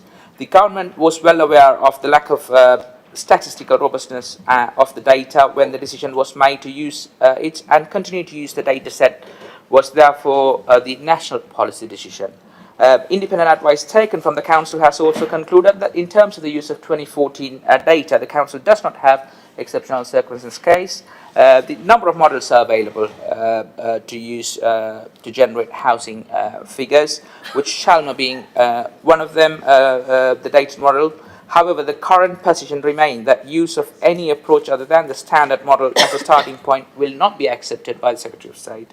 The release of 2021 census data will indeed provide a new, up-to-date and robust data set, and it is agreed that this should and will be analysed to consider impacts on the housing needs number for the borough and will help to prove or disprove the legitimacy of 2014 figures. So this work will be undertaken at the earliest time after data is published, although it should be acknowledged that the census data will be released at the stages and the population projections may not be released until 2023. So the Cabinet will continue to explore the position and legal advice for a suitable way forward to ensure that emerging local plan meets the legal tests and compliance and soundness when the tests are applied independently and examination in public in 2024 and subsequently by the Secretary of State. Thank you very much. Thank you, Madam Mayor. Right, okay, so we've got Councillor Phillimore now who is going to be seconding it, and then we have Councillor Harvey who will be summing up. Thank you very much. Yeah, that was a long 2 minutes, Councillor Ganesh. Whitchurch, Overton, Laverstoke, like Brownlee, Shepperton, St John and Oakley and many more of our towns and villages face being changed forever by the sheer scale of development proposed in the current local plan update. It's all well and good in hearing the warm words of opposing the housing numbers, but we need to actually do something to change the reality of 18,000 houses being imposed on us. This motion seeks to do just that. We recognise that our officers have done what they have been asked by the council's leaders and worked up a local plan update that will deliver the imposed target of 18,000 houses. That evidence base starts from a flawed premise. It starts from the data that is based on information 13 years out of date. It's not as if that data was reliable either. It's been modelled, extrapolated, so it's even the original data from 2009. But some mathematical calculation based on the way the world was in 2009. That simply is not the way we should be planning the future of our borough for the next 20 years. We need to step back and think about this. The Chalmer model is a nationally recognised and respected planning model devised for the very purpose of understanding demographics. It will use the 2021 data to give us a firm and factual figure for a new housing target. More than that, it will help us address the lie that affordability is somehow met by this ratio we have to apply to our figures. That ratio, that additional number of houses, does not magically truly affordable homes. It just piles pressure on our communities with overextended development. We can do much better than this. I say we should use the Chalmer model. We should use the 2020 census data and challenge the standard method. Who knows, the standard method might actually catch up with the 21st century and follow our lead. Meanwhile, we should lead. We should do what our residents want and develop a much lower housing figure based on sound scientific evidence that will stand up to cross-examination at public inquiry. Let's not gift developers with a local plan update based on data that is 15 years out of date, which will do such harm to our communities. If we are truly committed to defending the environment, fighting for the character of Basingstoke-on-Deane, then let us act. Let's not hide behind legal opinions paid to support the answer that was written for them in the brief. Let's not wait for some mythical unicorn to ride over the hill called exceptional circumstances. Let's not fool people in thinking we're fighting for them when the local plan is still being prepared for 18,000 homes. No, let's take matters in our own hands and do something about the outrageous level of growth being forced on the borough. I say we are not the capital of the South. I do not want to remove the barriers to housing growth. I do want to remove the barriers to housing growth. I want to stand up and be counted when it matters by my residents. Please back this motion tonight. On a political note, I agree with Councillor Jones about the housing needs. We need to control our own borough, leader. We can control our own borough if you drop your political dogma. Let's build houses for our own people. Let's take back control. Look at neighbouring Winchester. They get 6% return on their council housing, and it's better than any investment we've got. A lot. Thank you very much, Councillor Fillamore. Councillor Harvey, do you wish to sum up? Thank you, Madam Mayor. The ideal position would be, wouldn't it, that this borough, this council, with its responsibility as a local planning authority, could actually derive a housing figure based on the evidence base that we would create around that ourselves and not have to rely on the government imposing a national target that they've got because they can't get off of their high horse demanding an arbitrary 300,000 homes in the country a year. That isn't even based on scientific figures either. So actually the actual door this needs to rest against is the government. At the end of the day, they are the ones who are imposing this figure on our community. Let's not forget any of that and where this actually comes from. The other point is about this affordability ratio, which is really important, I think. The 40% affordability does not come from this figure. This figure, when it refers to the affordability ratio, is another part of the algorithm the government has created to pile the houses on top of the demographic figure. It doesn't actually result in affordable housing being built, and that's the really important point. The affordable housing comes because our local policy sets it at 40%, and we get that from the developers when they bring their sites forward. It could be 35%, it could be 45%, it could be 50%. If we chose to make it so, and we had that debate in the last time the local plan came up, was it going to be 40% or 50%? The problem is that that affordability ratio actually is based on the market. It's based on a statistical arrangement that isn't reality. We don't get affordable housing from that ratio. All we get is more housing. The problem with that is that we then still don't deliver the affordable housing that we genuinely need for this borough, which is a real problem. That is a major crisis for many, many people, that they cannot access truly affordable housing. So somewhere along the line, either through our policies or through the actions that this council chooses to undertake itself, we have to address that problem. That is not going to be addressed with the housing target. It is a fundamentally different debate, and we shouldn't confuse the two. I think the critical point is that supply isn't reducing housing prices. Demand isn't being met by the housing market. It isn't being met by volume house building. So we have to fundamentally change the name of the game if we're going to see that affected. The volume that we are being asked to take, the 18,000, let's just put that in perspective. The 1,800 that are now being talked about in the town centre, you're talking about putting, just as one example, half of Norden, half of Oakley, you are talking about building in the town centre. That will irrevocably change the character of Basingstoke town centre. Now, if you take that number, take the other numbers, think about the volume of house building in Whitchurch. Think about the volume of house building in Bramley or Oakley or Sherburn St John. It will fundamentally change the character of those communities. And that is the point. It isn't that we don't want affordable housing. It is not that we do not want the right number of houses. It is that the context in which housing is being built and the volume at which it is being built at is outstripping those communities' ability to cope in the first place, because the services, the infrastructure, the GPs and the schools cannot keep pace. They cannot cope with what is coming down the line. They cannot cope with what we have already built. Unless we actually consume the smoke we've already created, we're going to do huge damage to these communities. And the idea that the government formula is somehow going to miraculously change, well, that email that we all got that went from 860 to 880 shows the direction the government are going in. They are going to push the housing figure up unless it changes. We have to change it because they aren't at the moment. They've given us no indication they're going to.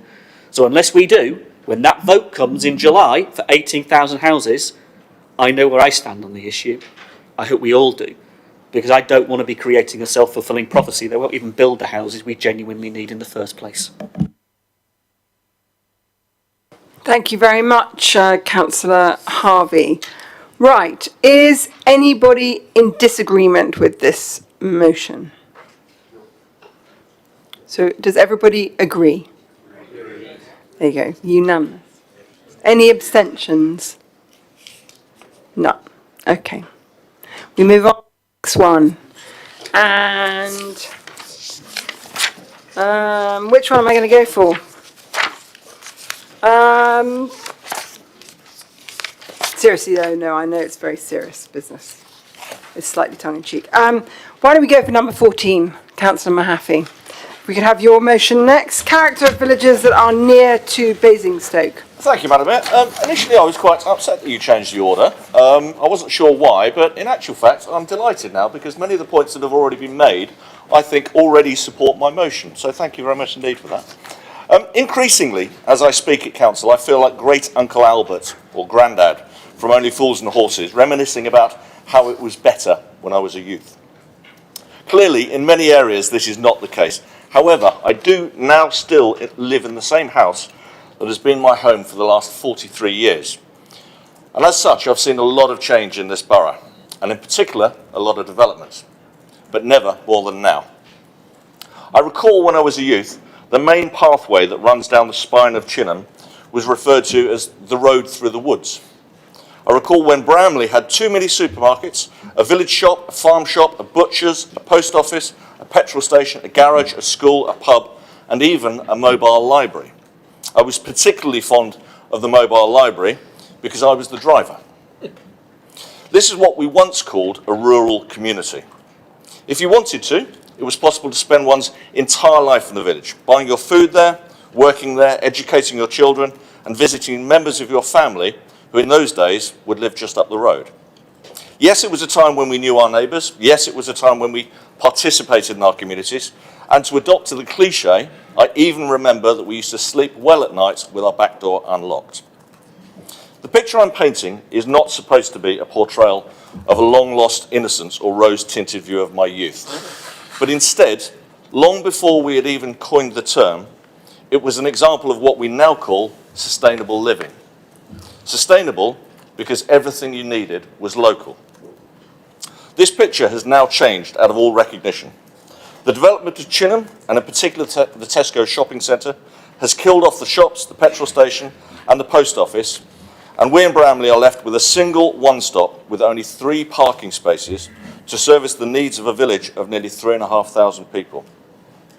There is no more capacity in the doctor's surgery, the school has no room to expand, and ridiculously, only 6 of this year's 59 school leavers managed to obtain a place in their own catchment area, leaving 53 having to find out of catchment places and fund the £90 travel fees to get there per month.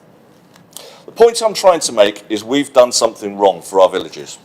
Lack of affordable housing in the villages means that my children will never have the opportunity to purchase a property in my village. The ageing population means that our preschool in Silchester cannot find enough children to be financially viable. Finding work close to home is now seen as a privilege, and people have no choice but to use their car to make their weekly shop. Increasingly, we are turning Bramley and other villages like it into characterless dormitory or commuter settlements. Now, I'm not saying that we should not build in the villages. Of course we must. But we must also recognise that large housing developments have a disproportionate impact on the character of our villages. What I'm asking is that we think about whether or not large housing developments are appropriate for villages, and whether or not such developments on the edge of Basingstoke are having a disproportionate and cumulative impact on the green spaces between Basingstoke and its surrounding communities. We no longer see rural cottages as homes for our children so that they can remain in our communities, or as houses for farm workers living on minimum wage. Instead, thanks to Sarah Beanie and her like, we see them as development opportunities and chances to make a quick buck through the application of a lick of Farrow and Ball paint. We need to change this attitude. We need to build houses together with associated infrastructure to allow our children to move into buildings that they see as their homes, rather than investments that they will move out of in a couple of years when the price has gone up a bit. We need smaller developments of 2 to 3 bedroom affordable houses to serve the needs of locals, not huge developments of 3 to 5 bedroom housing that only serves the needs of commuters.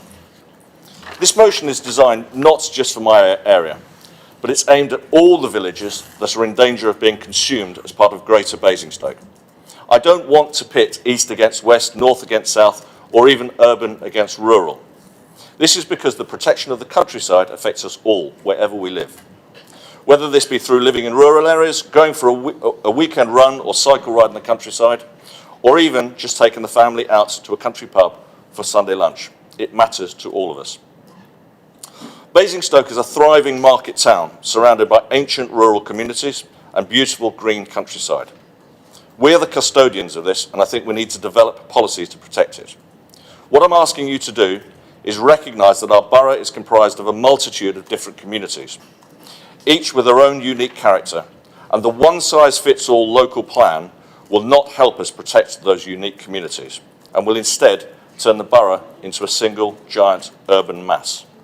Given what was said in the previous motion, I urge you to support my motion. Thank you.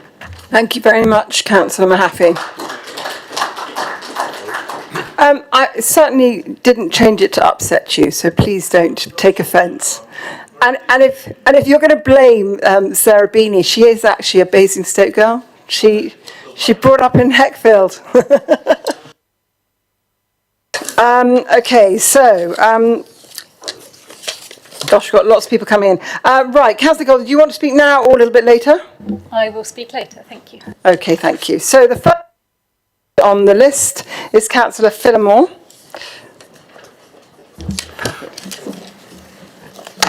Thanks, Madam Mayor. I don't disagree with a lot of the stuff that Councillor Mahaffey's said. I'm just a bit confused by this word closest in the motion. Which villages do the proposer and seconder consider to be geographically close to Basingstoke? And is there an implication that villages farthest from Basingstoke are more sustainable developments? If so, does this suggest that these more distant villages should take more development? All villages are under threat of overdevelopment, not just the ones closest to Basingstoke. The motion mentions pressure from government to deliver increasing housing numbers. However, it's the government and the party that they represent that are imposing these numbers on us. Why are they not bombarding their party and government with objections to the overall number for our borough, rather than seeking to distribute that number to suit their own wards? Whilst we're elected to represent our individual wards, this motion seeks to set geographical advantage for some over others, instead of supporting a previous united motion to reduce the overall number. Villages across the borough have already and are still being overdeveloped due to this administration's over 20-year failure to develop Manydown and sustain a 5-year housing supply. Thank you very much, Councillor Phillimore. I've got Councillor Harvey next. Thank you, Madam Mayor. I want to thank Councillor Mahaffey for the spirit of his motion, because I think the opportunity to expose the damage that the current drive to the housing target of 18,000 will have on the villages really matters. It gives us a chance to show just how threatening the idea of Greater Basingstoke really is. The idea of Greater Basingstoke, as it has become dubbed, is certainly nothing that was created on these benches. It certainly wasn't created by the villages, and I don't think the idea of Greater Basingstoke is supported by the majority of councillors in this chamber. We should remember that the Horizon 2050 strategy, where all of this partly comes from, that idea of 250,000 people, growing our borough to 250,000 people, is what is driving these external forces that are pushing growth on our borough. That is what really lies behind the idea of Greater Basingstoke. And let's not forget where that comes from. That comes from the current administration, because it is their strategy, and it comes from the government imposing those housing targets on us arbitrarily. It's going to strangle the life out of the very communities that Councillor Mahaffey rightly identifies, and also Councillor Phillimore, because this isn't a pick and mix choice. This isn't about Russian roulette as to which village gets it. It can't be that, it shouldn't be that, it can never be that. This has to be a unified debate about the overall development of our borough and how we protect every part of our borough from overdevelopment, in the very debate we just had. Absolutely, there is something fundamentally right about defending the integrity of rural communities. But that isn't just the villages, actually, because the rural communities aren't just the villages. There is far more to a rural community than just the villages. The whole rural community needs to be taken into account. It's also about defending the character of Basingstoke and Deane. And I think that's a really important part of this debate, the character of our borough. So I want to see the whole borough defended from overdevelopment. And when we say, as I said, taking 1,800 units and dumping it in the middle of the town centre and thinking that's intensification, the language that we are using is opening the door, the green light being given to developers to do huge, irrevocable damage to core parts, key parts of our borough, the whole of our borough. I stand with colleagues who oppose Upper Swallock. I stand with colleagues who oppose Genco. I stand with you, and I hope you stand with us, when we say the whole of the borough needs to be treated equally and absolutely fairly in this debate. And that figure, by the way, of 1,800 is the minimum, because it's going to be over 1,800, because that's the language that's being used. So I guess the question with the motion is, what's going to give it teeth? What action will flow from it? The words are fine, but it's the votes in this chamber that's actually going to stop the 18,000 houses that matter most. Now, I've heard it said that it's not all done until it's done, or not everything is agreed until it's agreed. Well, if we're not careful, as I said before, I think we're going to find ourselves with a self-fulfilling prophecy. And you're not going to be surprised to hear me say that this motion can't be some kind of Hail Mary motion thrown at the last trying to save the day. You can't close the door after the horse has bolted, and if that horse has bolted is 18,000 houses being concreted into this borough, it's too little too late. So if we pass this motion, we have to be absolutely clear about what we do with it and how we make it count. The motion itself is good fine words. That's all they are. It's how we then take it and do something with it. And development, I'm sorry, sliding down the Loddon Valley from Sherfield is not right. It's not part of that isn't an idea of Greater Basingstoke. The idea of Lambda and Cufford Lane or north of Chinham being part of Greater Basingstoke, I'm sorry. This isn't about saving islands with a sea of development around them. We have to challenge the sea of development in the first place. So I'll support the motion, but my goodness me, we've got to do a lot more than this if we are serious about stopping the destruction of our villages, our countryside, get the housing we really genuinely need, and also protect the future of our borough, the character of our borough that we obviously all care about so much. Thank you very much, Councillor Harvey. I've got Councillor Jones. No. Councillor James. Sorry, Councillor James. Thank you, Madam Mayor. It's election I remember time, you putting your hand up. and every time we get to the last full council before election, we have a ridiculous agenda full of ridiculous motions with ridiculous ideas and ridiculous proposals proposed by ridiculous councillors who've done nothing for 4 years and hope to get re-elected, I'm sure. And every year you look at all the motions and think, which one's this year's winner? Well, Madam Mayor, I think this is it. I have to celebrate the fact that it starts the character of villages that are near to Basingstoke. Now, Madam Mayor, if you go onto the Destination Basingstoke website, one of the key selling points of Basingstoke is that we are near Heathrow Airport. So near Basingstoke could mean anything. Equally, I have children at home who sit there and moan about the telly, and I say, why don't you turn it over? And they say they're nowhere near the remote control, which is on the coffee table. So I don't know what near means, and so this motion doesn't start very well. The next thing we get onto is changing the character. Now, someone mentioned earlier, I think it was the motion mover, the character of Silchester. They've run out of small children for their preschool. I know there's a number of villages around that are surviving because children are being shipped in. If they were relying on local children, those schools would close. 2 villages, both beginning with O actually, are saying they are struggling for children. They rely on the fact that children are shipped in, particularly the O closest to Basingstoke. I'm sure Manydown will solve it. Children, that's changing the character. The school closes, changes the character of the village. If people are coming in from outside and shipping in, all that traffic's coming in to feed those schools with children because all the young families are being priced out of the village, that changes the character. Madam Mayor, best example of changing character, the local plan says, we've heard 1,800 flats in Basingstoke, including, if you look at the map, 280 here. That's going to change the character of our council meetings. Someone will have a living room big enough for all of us, I'm sure. They'll turn the TV down, but we'll have to keep the noise down after 9 because kids will be sleeping next door. So, and that brings us on to the consequences of this motion. I think Councillor Phillimore touched upon the point. If we're going for closest, then it'd be nice to have a list, because I don't know, is it closest, top 5, top 10? I don't know, a list of closest villages.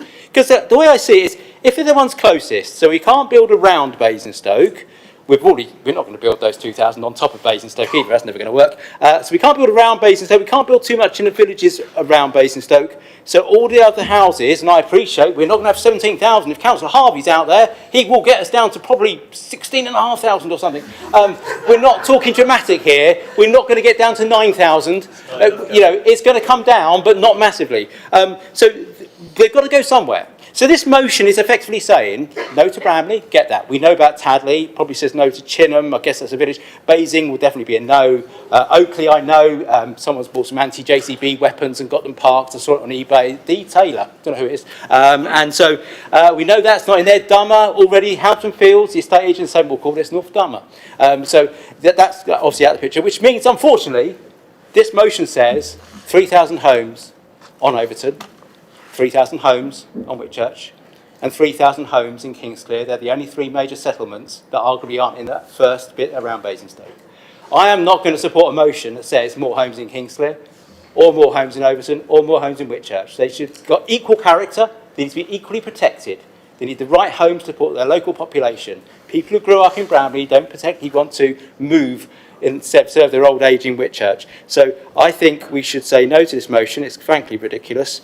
It's totally unfair to separate towns out. The whole point, the motion says, go to the portfolio holder to sort out a spatial strategy. I think that's what EPH have been doing for the last 2 years. I can't pretend I've watched every broadcast on YouTube because sometimes I have other things to do, like watch paint dry. But I'm pretty sure that's what they've been doing, and they've considered everything, not just the villages around Basingstoke. We serve the whole borough as councillors. Let EPH do its job. This motion's a load of rubbish. I can't be bothered to vote for it, against it. I might even bother abstaining. Thank you. Thank you very much, Councillor James. Right, I've got Councillor Donohoe to speak, and after that, I've got 2 more. Okay.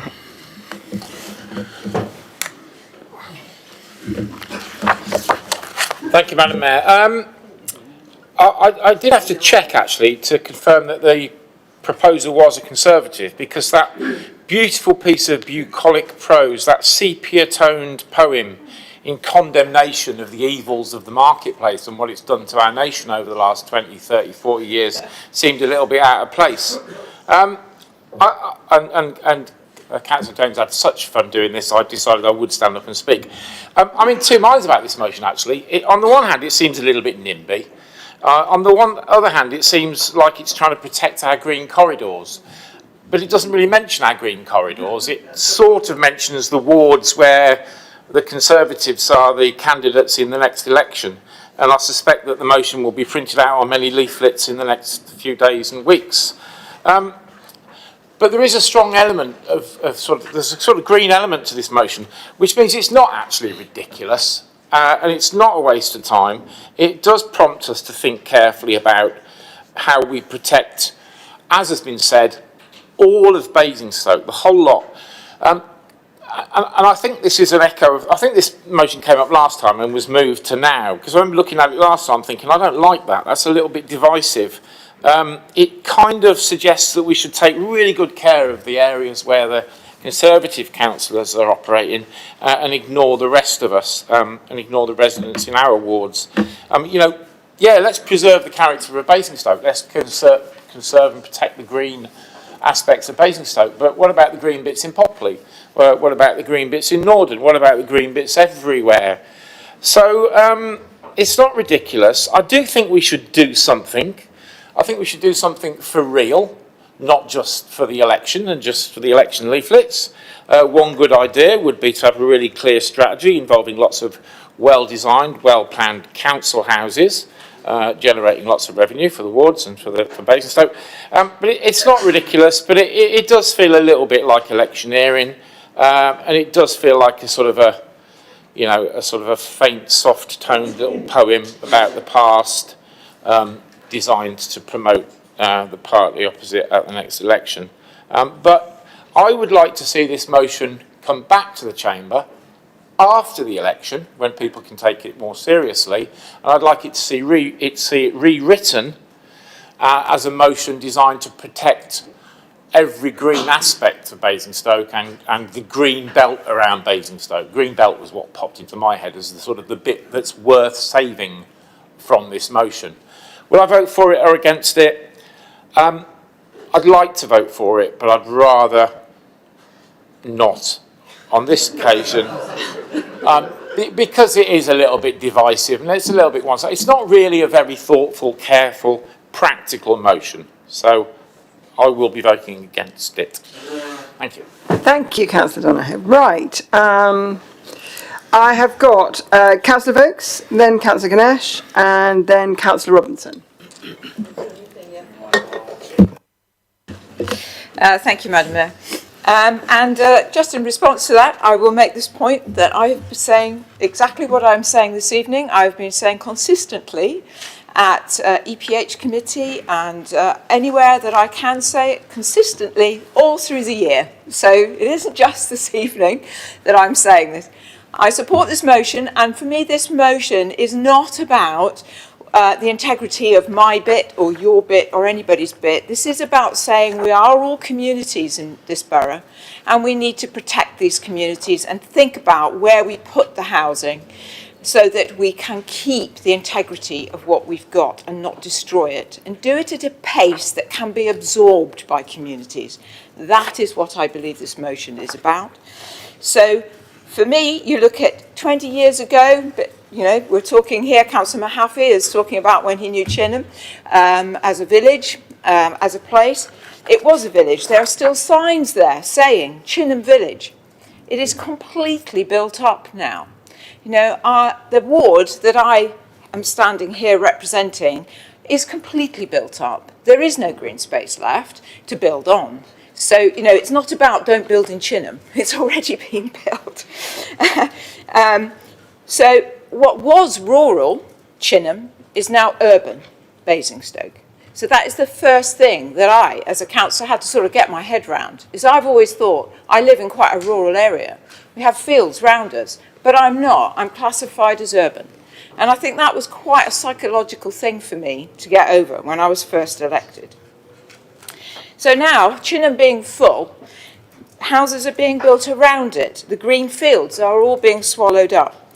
So between Chinham and Sherford-on-Loddon, between Hamlets, Chinham and Church End, there are no strategic gaps. They're supposed to be, but planning applications just keep coming in. Some get through, some don't.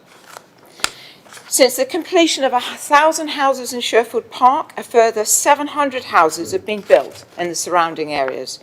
There are over 3,000 houses being considered in the local plan update to be built on more green fields. So now our urban Basingstoke, this is the point that I think we want to make, is we were rural in Chinham. It's now urban. What's happening now with the spatial strategy is that up the A33, we'll be connecting to Bramley. Up the A33, past Sherford-on-Loddon, swallowed up, going up the A33 towards Reading. On the Cufford Lane, it's taking us all the way up to Bramley. So we are creating this huge bit of Basingstoke that was all rural, will become urban, sort of that ribbon development approach. That is what we're concerned about. We're losing this community identity. It has to stop. It's our green spaces, it's our rivers, it's not sustainable for our environment, our climate, our communities. We're being overwhelmed. We have to plan more carefully. We must protect them, Madam Mayor, and I support this motion. Thank you. Thank you. I made a mistake, and actually I have Councillor Taylor next, and we are starting to run out of time, by the way, as well. Madam Mayor, I'm happy to pass on because actually Councillor Vokes has said very similar to what I would have said, emphasising the importance of us all feeling part of some sort of a community. My examples would have been more to the west, but, you know, we're all in it together, so I'm happy to pass on to the next person. Thank you. Thank you, that's very kind. Councillor Ganesh and Councillor Robinson left, and I don't think there's many more minutes left. Thank you, Madam Mayor.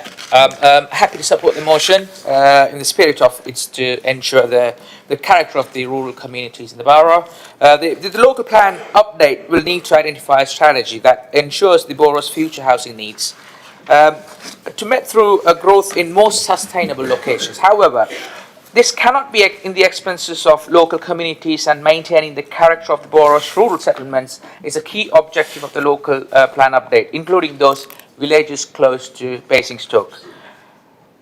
It's agreed that developing the spatial strategy will need to ensure that villages close to Basingstoke are not subsumed by the urban creep or urban development.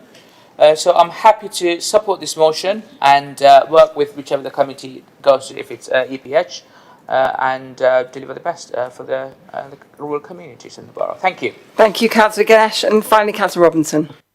You've got 1 minute and a half. Thank you, Madam Mayor. Somebody said they didn't Ganesh, know... sorry, could you put your thing up?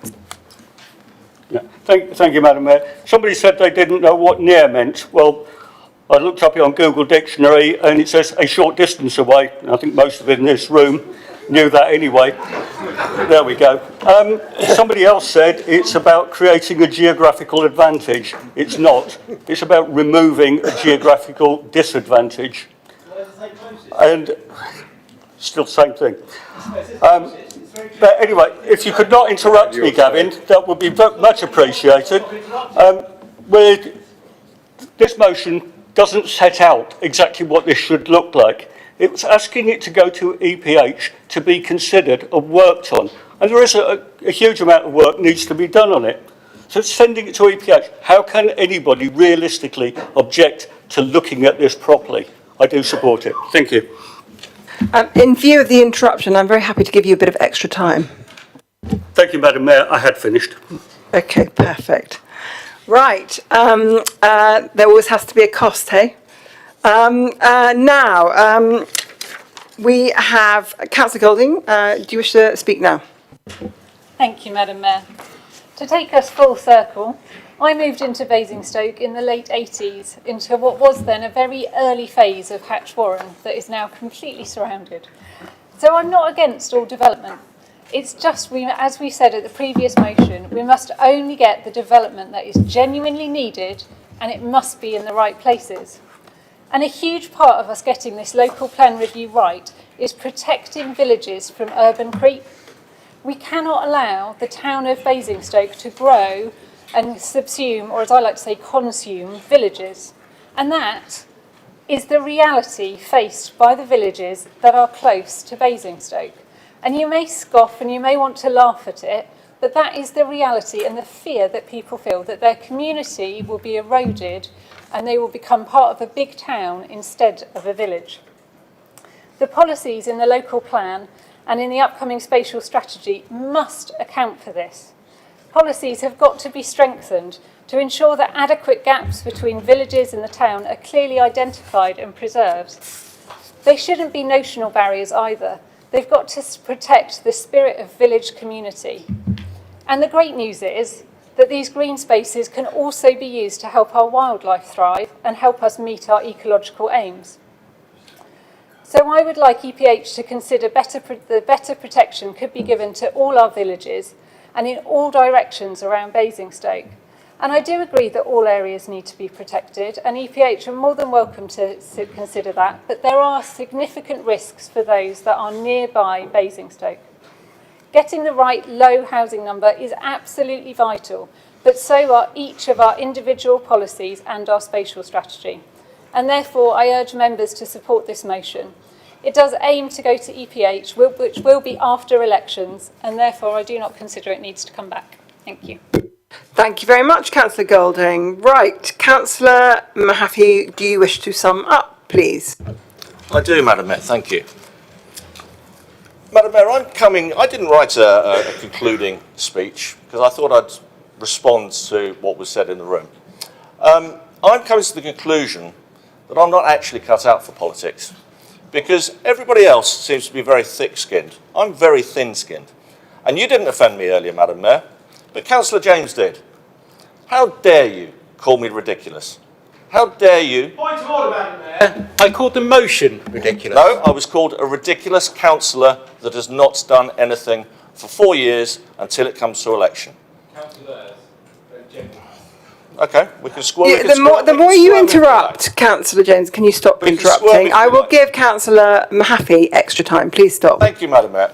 What I would like to do, Madam Mayor, is invite Councillor James to my ward, to Bramley, to Silchester, to see the hundreds of thousands of pounds that I've raised for my community, and to ask the people in my community if they think I'm ridiculous. So that's my first point. My second point is to Councillor Donohoe.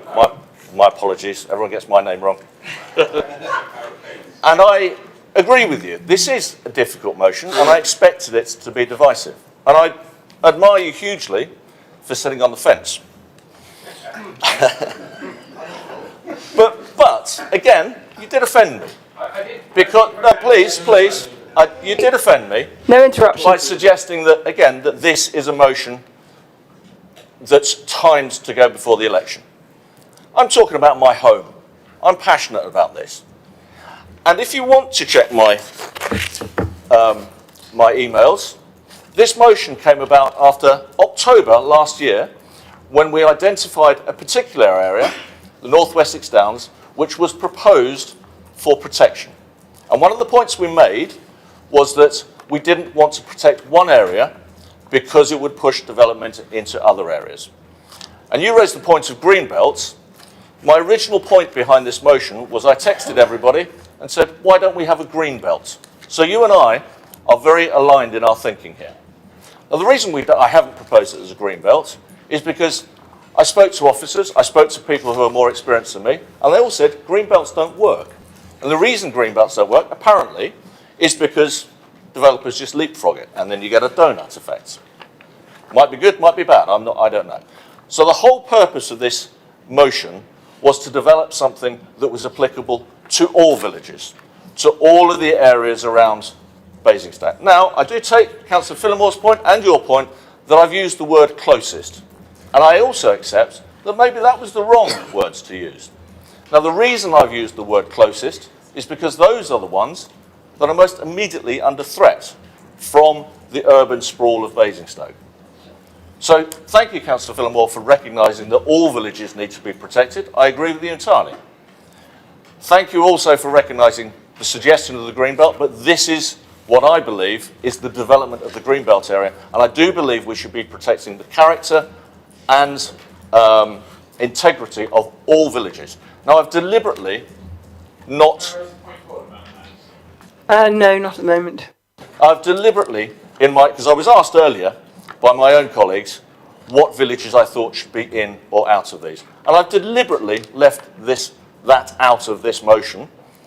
I've referred to Bramley because that's my home, clearly, but I haven't specified which I think should be in or out, because my proposal is to send this motion to EPH for EPH to think it out, because I can't think it out all on my own, and I don't think we can agree that within this council chamber.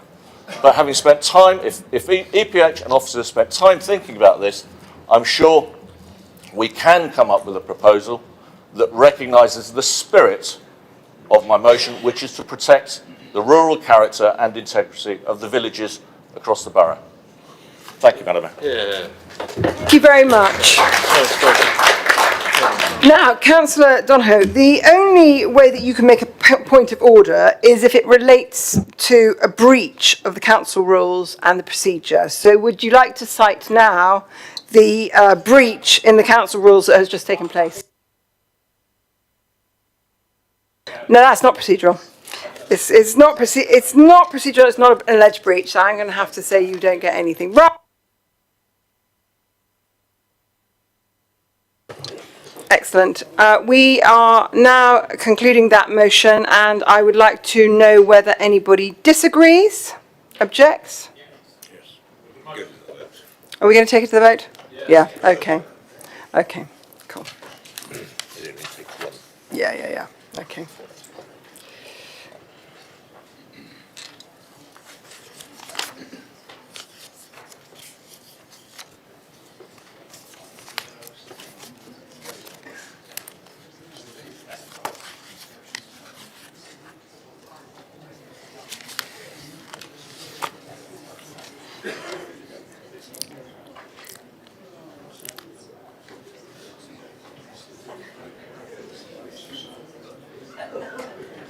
Okay, we done? Okay. So, Councillor Mahaffey, you mustn't be too hard on yourself. It carried.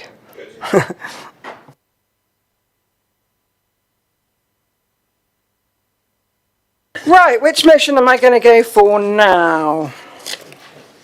Okay, let's go for number 16. Which is Councillor Tustain and Councillor Wildridge's motion.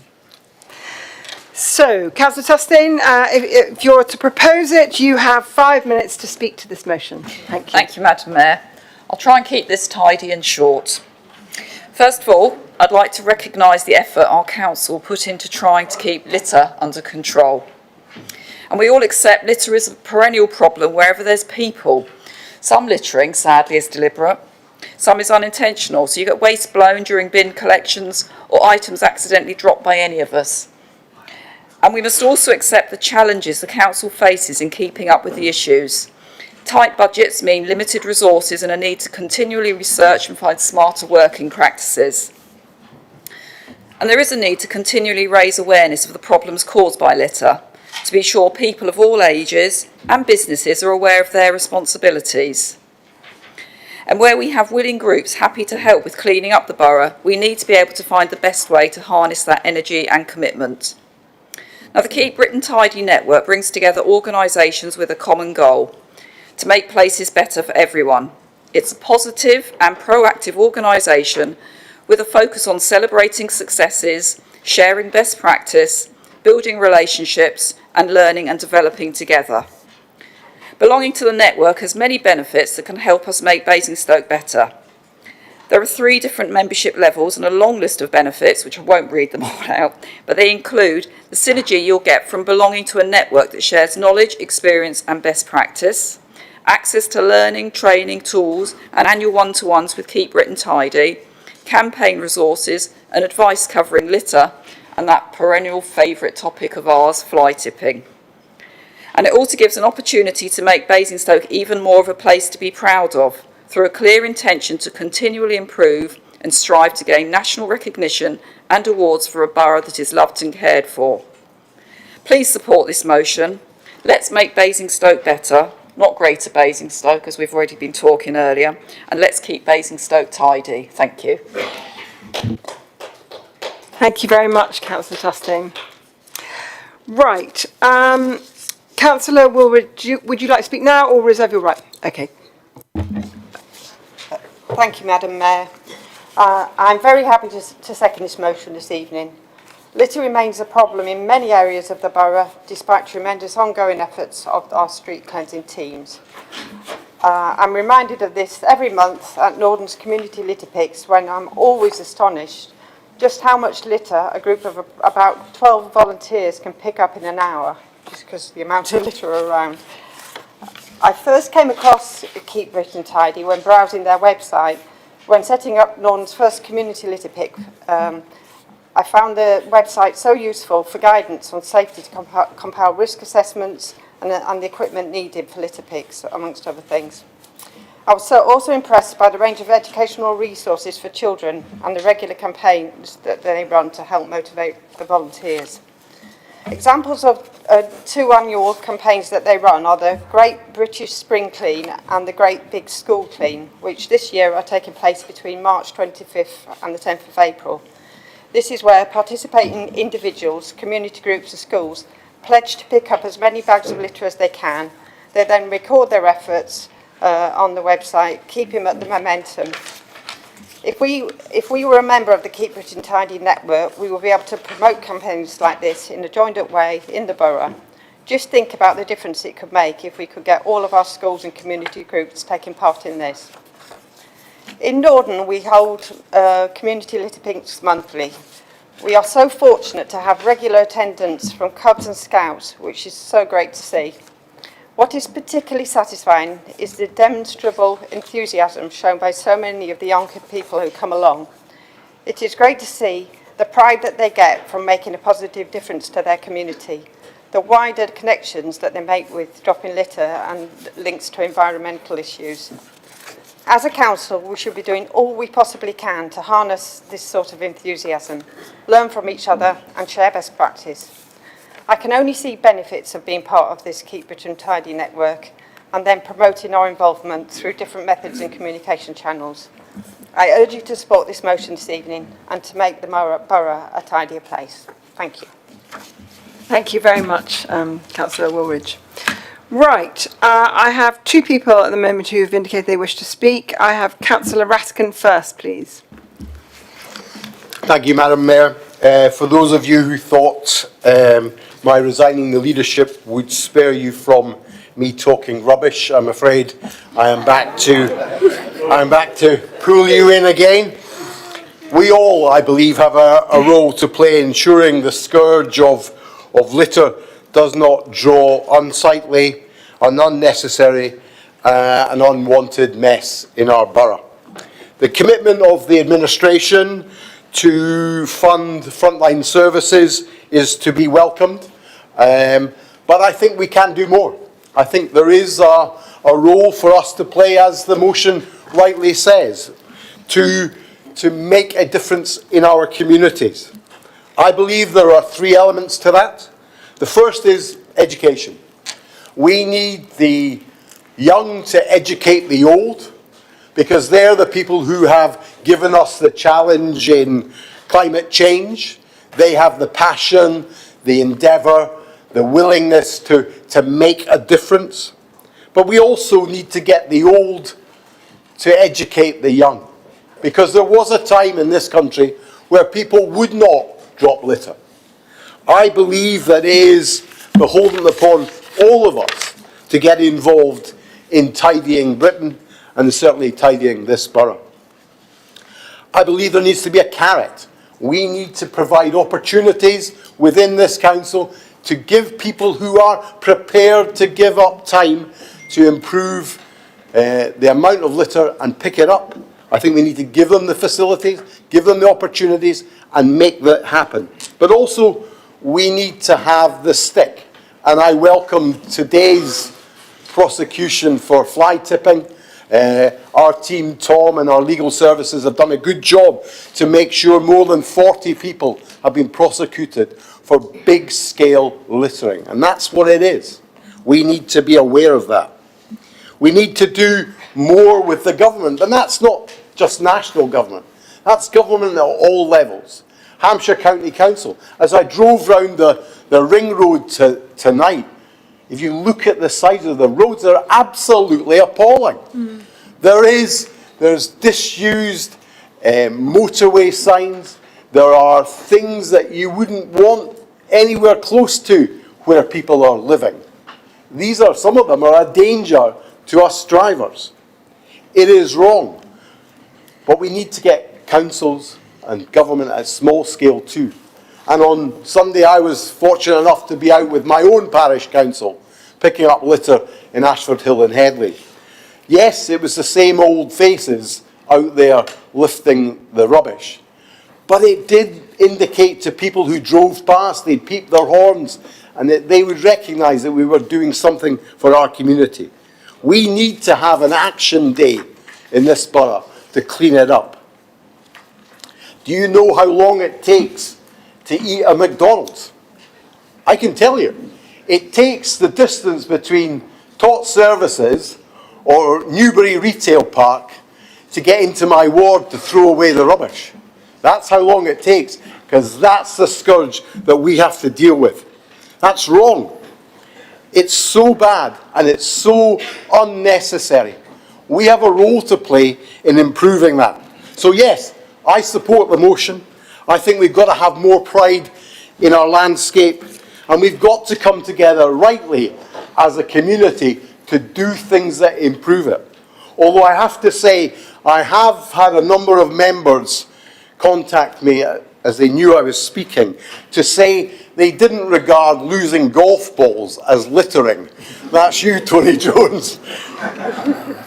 I hope that we Madam can all Mayor, can I just reply to that? I'm too tight to lose golf balls. Thank you, Tony.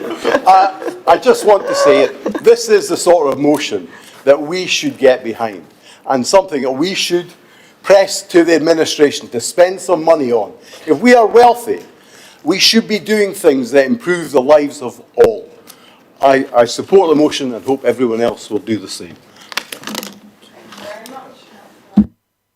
Thank you very much, Councillor Rattigan. Right, now we have Councillor Sajish Tom, and this is going to be, I believe, his maiden speech. Thank you, Madam Mayor. I am very happy to support this motion. I heard about the organisation Keep Britain Tidy very recently. When I spoke with Councillor Jackie Tustain about this motion, she introduced me to this network.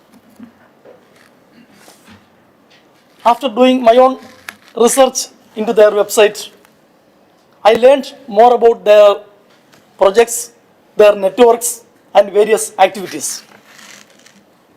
I can sincerely say that it is an excellent idea for our council to join with Keep Britain Tidy network.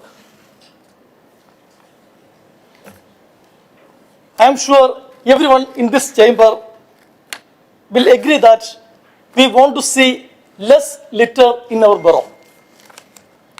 We all want to see our streets and public places clean and beautiful.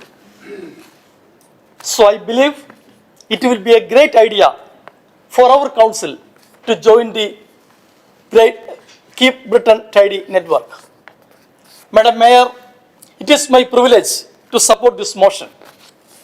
This is not an expense, but rather than it is an investment. Let us keep Basingstoke tidy. Let us keep Britain tidy. Thank you.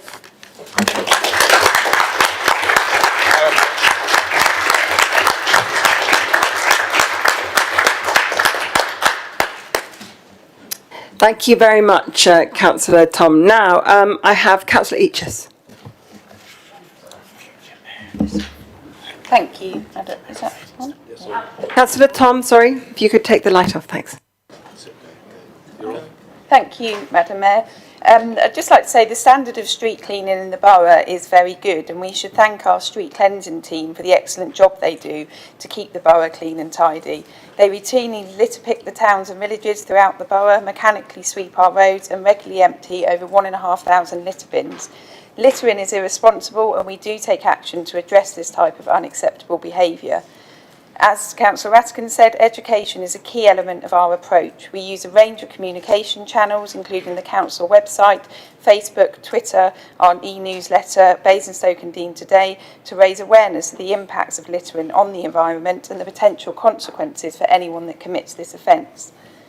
We also promote these messages through poster campaigns like our hashtag Don't Be a Tosser that tie in with the national campaigns. These were 2 articles in the Council's weekly residents email and 1 article in our twice-a-year residents newspaper, Basingstoke and Dean. We are also currently running a month-long CSPO campaign about fly tipping. The second element is, of course, enforcement. The Council's Community Safety Patrol officers issue fines to those who are caught littering, and we are exploring ways in which we can strengthen our response to this type of antisocial behaviour. Lastly, the Street Cleansing and Connected Communities team routinely support a range of volunteer litter picking activities across the borough. This may be with small groups in specific areas or larger events across the town. We provide waste bags, PPE and litter pick sticks for volunteers and support with the removal of the litter collected. We also provide training to volunteers, including advice on dealing with the hazardous waste like needles. While some of this work has been on hold through the pandemic, we have continued to directly support community groups through the collection of full litter bags following community litter picks. This has been done in both urban and rural areas. The Council has strong links with a number of external organisations that provide professional advice and good practice guidance on environmental issues like litter and fly tipping. These include the Association of Public Service Excellence, the Local Government Association and the Chartered Institute of Environmental Health. While the Council does have a current corporate membership, it doesn't have a current corporate membership with Keep Britain Tidy, we do have a long-standing partnership with them through the Green Flags Park scheme, which is run by them. With this in mind, I'm happy to support the motion and arrange for the corporate membership of Keep Britain Tidy. Thank you very much, Councillor Eaches and Councillor Ganesh. Thank you, Madam Mayor. Regardless of all the efforts by the operatives and the campaign, not just the national campaign, but the local campaign, we've seen this has been an issue, and we've worked crossroads in Popley and around the area with the councillors to find some solutions as a conservation group. So this is not just as the borough.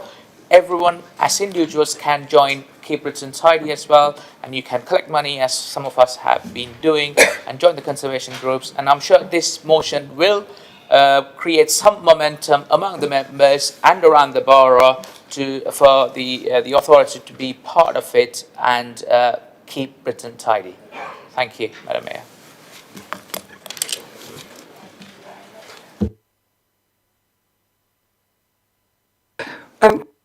Councillor McCormick, sorry. Thank you, Madam Mayor. Much of what I said has been said already. I sense a growing consensus here, but I think it would be remiss of us not to pay tribute to that unsung heroes army of volunteers that many of our wards have that go out there. Some of them don't do organised events, they just go out and pick when they're out going to and from the shops or whatever, and they see litter and they pick it up and take it home. Nobody gives them any recognition of it. I would like to pay tribute to them tonight.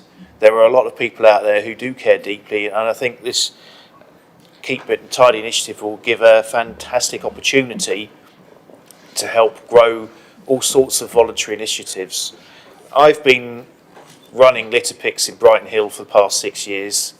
The simple fact is that Brighton Hill has a lot of people using the Brighton Hill shops, and there's a lot of litter, and a lot of it is McDonald's and things like that. There are people that just eat in their cars and drop them outside the car window, and you see two parallel piles next to the car park bay the next morning. Our street cleaners, while they do a great job, and I know that they're very dedicated, and I've seen them out at 7 o'clock in the morning and talked to some of them sometimes, it's very much a uphill battle, I think, at the moment, and we do need to focus on education. Sadly, there are people out there who drop litter and they don't care, and they think, oh, someone will come along and pick it up, like they're living in a hotel or something. And others say, oh, why are you volunteering to do that? We pay our council tax to do that. They miss the point. So I think there's a lot of work to be done, and I'm really pleased that I can see a growing consensus tonight, because there are so many groups now, some organised picks, and they can always do with the money, and it has been around for a long time. I think the problem is worse than it was years ago. I remember as a kid growing up in the 70s, Keep Britain Tidy then, it was a problem then, it's a bigger problem now, and you think of the impact on wildlife of discarded litter, and you think of what we could be doing, recycling, the impact on the environment. It all makes good sense, and so I'm happy to support this motion. Thank you very much, Councillor McCormick. Right, Councillor Testin, would you like to sum up? Thank you, Madam Mayor. I'd like to say I'm really delighted to hear such strong support across the whole floor here. And I would like to also reiterate how pleased I am, and seeing the guys out when they are going out picking up litter and obviously emptying the bins and doing everything they can. I did have a long chat with the officer in charge looking after this whole area, and I was asking him about how he managed where you have the bits at the side of ring roads and all the rest of it, and he was telling me how the guys have to kind of climb over fences and things to get those bits of litter that people either just chuck over with complete disregard or obviously things that get blown over. And so I think it cannot be underestimated that the work they have to do and the challenges they have to face doing it. But if we can raise awareness and make people become more socially aware of their responsibilities, as well as obviously harnessing all that energy and power we've got in the borough to get something done with this, I think that's going to be a fantastic thing. So thank you very much for everyone that's spoken in support of this, and let's just see what comes out next. Thank you. Thank you very much, Councillor Tustin. Right, do we have anybody who disagrees? No, is anybody abstaining? So do I assume, therefore, we have a full unanimity? Everyone approves? Agreed. Right. Now, I'm looking at the clock and I'm thinking, and quite a few people have been leaving to have a comfort break. Does anybody want to carry on to the next motion, or does everybody want a 5-minute break? Carry on? Great. Okay, let's carry on then. Right, I think I will now go to number 18, which is the notice of motion for the Winklebury Regeneration Project. And it is being proposed by Councillor Compton-Burnett and seconded by Councillor Mumalaneni. Oh, sorry. No. Councillor Compton-Burnett, would you like to propose this? You have 5 minutes to speak to the motion.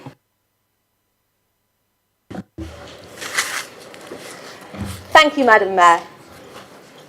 Winklebury is home to over 6,000 residents and contains within it deprived areas with poor health outcomes in almost every health and care indicator. Winklebury is now the subject of an exciting regeneration project. As part of the project, the CCG has worked hard to secure funding for a new GP surgery comprising 9 rooms, which will serve the 15,000 residents of Winklebury and Manydown.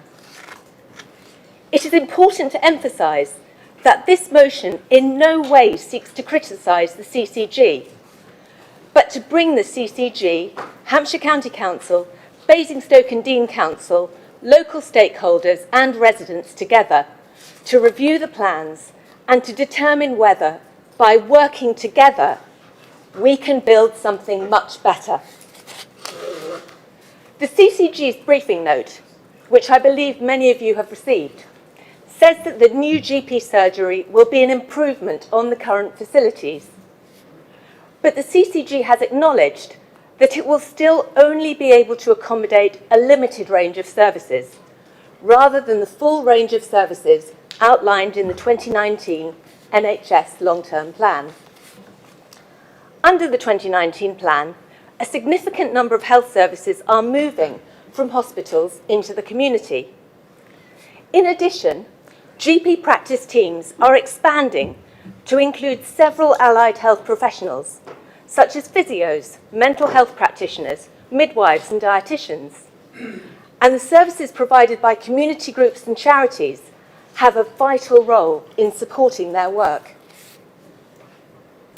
In many places, a relatively small GP surgery, like the one proposed for Winklebury, can provide a full range of services by using accommodation in a nearby community centre.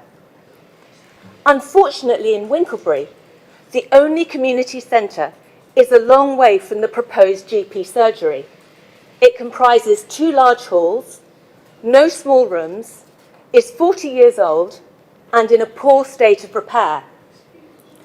So what is proposed for Winklebury fails to meet the NHS and the government objectives.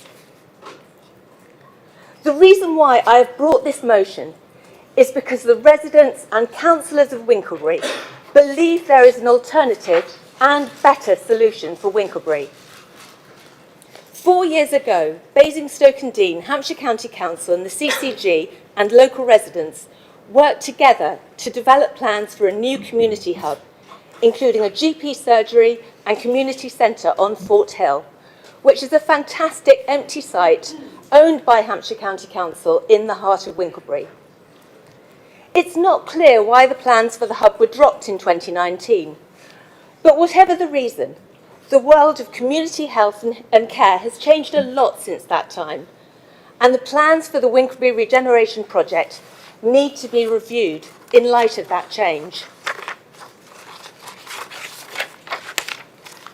Over the past year, I have worked with Winklebury residents to research the financial viability of the community hub on Fort Hill.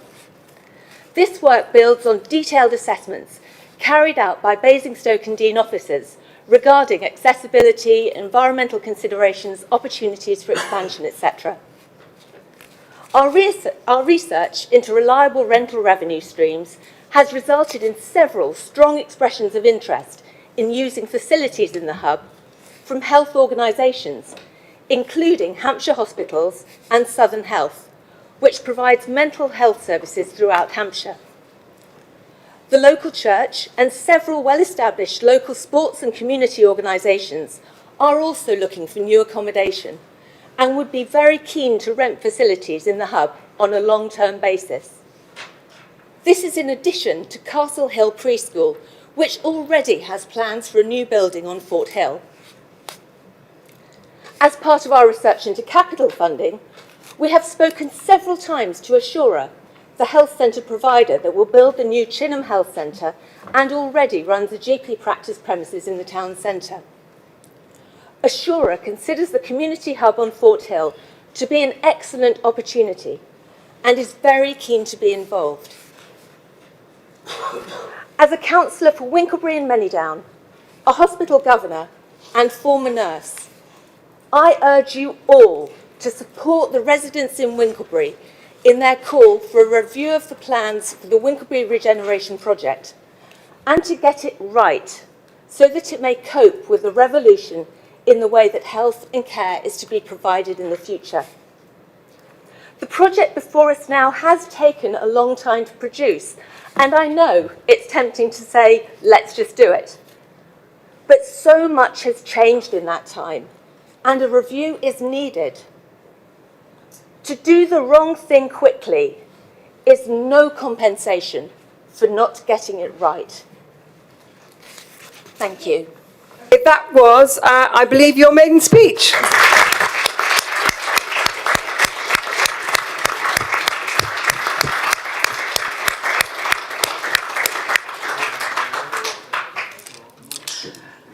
Right, Councillor Mullany, do you want to speak now or do you want to speak at the end? I'll speak later, ma'am. Later on, okay, thank you. So I have a number of people who have indicated they wish to speak. I have Councillor Taylor, who I haven't forgotten this time. Thank you so much, and that was so impressive. Thank you. Again, we come to the notion of community, so vital for our well-being. I'm just going to have to cough, hang on. It's not COVID. It's plagued me for ages. So it's been shown in all manner of studies, and I have studied this myself, that people thrive when they have the sense of identity that belonging to a community brings. And those communities can come in all sorts of different guises: small rustic villages, large villages, small towns, large towns, and discrete districts in a town like Winklebury. And here's an opportunity to inject a sense of real pride and belonging in Winklebury. We've heard from Councillor Compton-Burnett that the CCG has achieved what it can, and that is very welcome, and no more is being asked of them. But how much better it would be if, alongside the much needed and welcome medical practice, there are community facilities to support and enhance the GP services. I visited St Andrew's Centre in South Ham a while ago. Do you know, it was great. It was just great. On the morning of my visit, there was a clinic going on. It was a leg clinic, actually, for people with problems with their legs. And it was going on in the main hall and in the ancillary rooms of that community centre. And patients were able to enjoy a cup of tea and coffee in the cafe served by friendly volunteers whilst waiting to be called or after they'd had their appointments. And I spoke to patients who couldn't speak highly enough of the joy of being able to go to a clinic in their own locality where they could enjoy so much more than just a consultation. It made a real difference to them. And if we as a council pull our weight, as we see Vivid and the CCG are pulling their weight, we can do so much better for Winklebury. We can help to build a vibrant community there, rather than just giving them a few more adequate facilities. So often, as Councillor Compton-Burnett said, we seem to opt for second best rather than fight for the best. It will take an effort, but we can give Winklebury a legacy that will last. So we said a lot about the importance of community, and here is an opportunity to do just that, and in an area of our borough which really does need it. New social housing and a doctor's surgery alone won't do that. But thinking outside and beyond this box that we're being presented with, to draw people together, to give them a real hub in their community, will do an immense service to the residents of this area. This motion, which is saying let's at least explore possibilities for a better regeneration, has my support. Thank you, Madam Mayor. Thank you very much, Councillor Taylor. Now, my handwriting is terrible. I'm going to have to go with Councillor Robinson at the moment because I can't read the second. Thank you, Madam Mayor. This council, all of us, are here to improve our residents' quality of life, to grasp opportunities with both hands, to drive change and do what's right. We have committed to landmark regeneration schemes across our borough. We have given residents hope across our borough, and now we need to deliver. It has been 20 years since this council last did meaningful regeneration. Many members in this room fought, rightly, to bring better housing standards and new community facilities to Oakridge in the face of some community opposition. The Winklebury Regeneration Project has been an aspiration for over 10 years, and we are making progress. Through hard work and persistence, we are ensuring that Winklebury is no longer bottom of the pile and that it is not forgotten by those in power. We have a once-in-a-generation opportunity to deliver for Winklebury, and we are within touching distance of a planning application. We have the NHS, the CCG, Hampshire County Council, Basingstoke and Dean Borough Council and Vivid all committed to deliver a £60 million regeneration project for our residents. But it's not just money. There are 4,500 people on the housing register, and over the past 15 years, 4,000 affordable homes have been built in the borough. Just 7 have been built in Winklebury. We need regeneration to deliver for Winklebury. This project delivers 206 much-needed new homes. And since 2016, discussions have been held with the CCG about bringing better healthcare facilities to Winklebury. After years of negotiation, we finally received their confirmation that the selected new site would have a high degree of visibility and footfall on Winklebury Way, that it would integrate well with the existing community and the new community at Manydown. The CCG have also highlighted the challenges in affording this new medical centre, namely that there is a £500,000 shortfall, a risk that we have persuaded them to take based on future development at Manydown. This motion calls for a review. The proposer of this motion is someone I respect deeply. Indeed, it was me who suggested that she should stand to be a councillor. We have attended countless meetings together with external healthcare providers, but what is called for tonight could be the most damaging thing for Winklebury of all. We are within touching distance of a planning application, landmark regeneration, 206 new homes, open space and medical facilities that cater not just for current need, but spare capacity too. We should be terrified of a review. We've spent 10 years bringing partners together to deliver this, and we need to see it through, not put on the brakes and risk it all. It took the CCG 5 years to write a letter of support for this project. And we know that the people most worried about this funding staying are the NHS and the CCG themselves. What message does stalling send? that Basingstoke doesn't want the investment, take the money elsewhere. I fear it would be swamped by new business reviews and funding cycles at both Vivid and the CCG level. What will we say to the people of Winklebury if we vote to stall and the scheme falls away? What will we say to the local businesses promised new premises? What will we say to the businesses whose rents are underwritten by Vivid on the basis of the scheme but going ahead as promised? What will we say to the residents in substandard accommodation? That we did not take the brave decisions and we failed them. Madam Mayor, this motion is a game of roulette. We will be putting all of our money on red while the croupier tells us that the table is rigged for black. The proposal for Winklebury regeneration is not perfect, but we must not let the perfect be the enemy of the good. Thank you. Thank you very much, Councillor Robinson. Right, was that his maiden speech? Sorry, it's just so rare to see them clapping that side. Final. Well, yes. Priceless. Right, I've worked out my terrible handwriting as well. Sorry, Councillor Freeman, I do apologise. Thank you, Madam Mayor. I would like to speak 100% in support of this motion, although I do happen to disagree as trustee of this as one of the trustees of the Sycamore Halls. I do disagree with your verdict on it. It's recently been refurbished, all the kitchens, but I digress. It's not the terrible place. However, when they closed Fort Hill School, we were promised a brand new community centre to replace the community centre we lost when Fort Hill closed.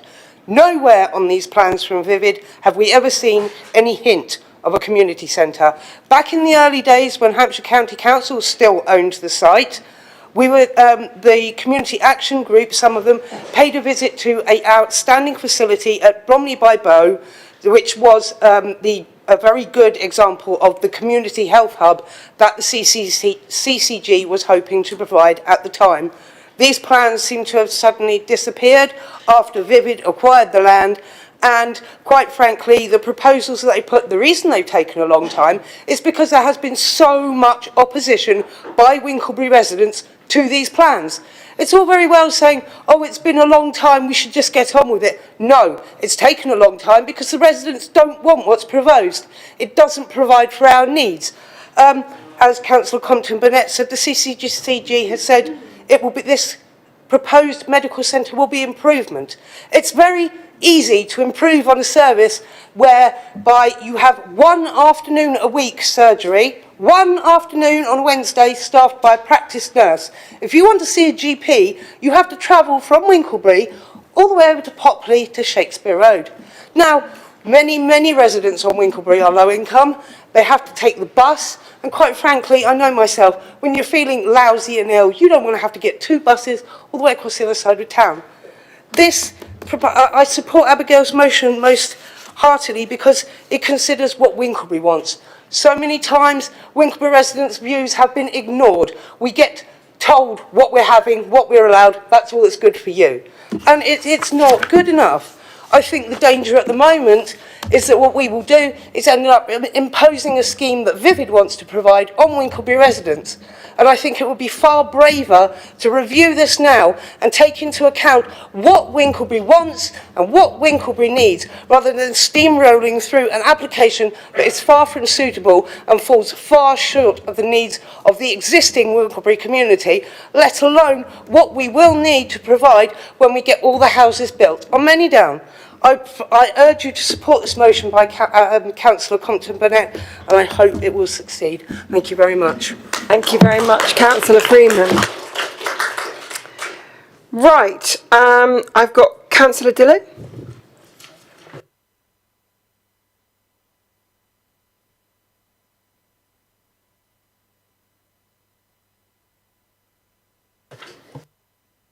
Should work.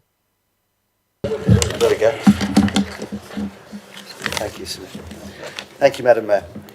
When I was picture editor at the Basingstoke Gazette, our editor always drilled into us that the overriding priority was the pursuit of the truth, to be totally genuine and transparent.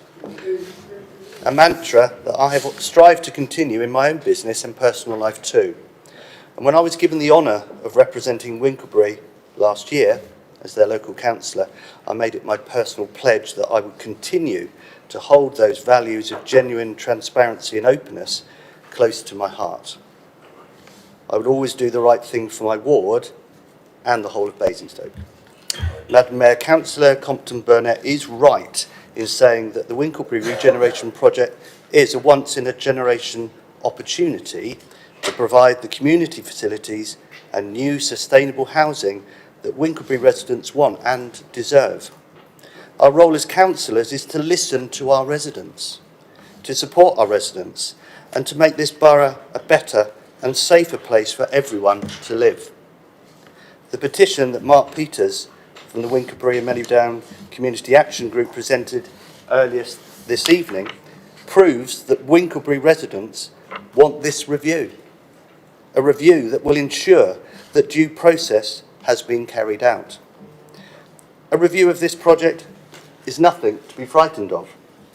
It will ensure that there is full transparency and that all the residents of my ward and us as councillors can be confident that Winklebury is getting the best possible deal. So, Madam Mayor, I support Councillor Compton-Burnett's motion and I will be voting in favour of it. Thank you. Thank you very much, Councillor Dillon. And I have got Councillor Edwards and nobody else on my list of back. Councillor McCormick. Okay. Councillor Edwards, please.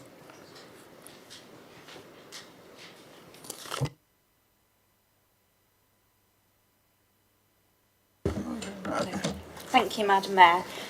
This is a well-meaning motion, and I, like Councillor Robinson, have huge respect for Councillor Compton-Burnett, but I am unable to support this due to being involved with the initial discussions around the scheme.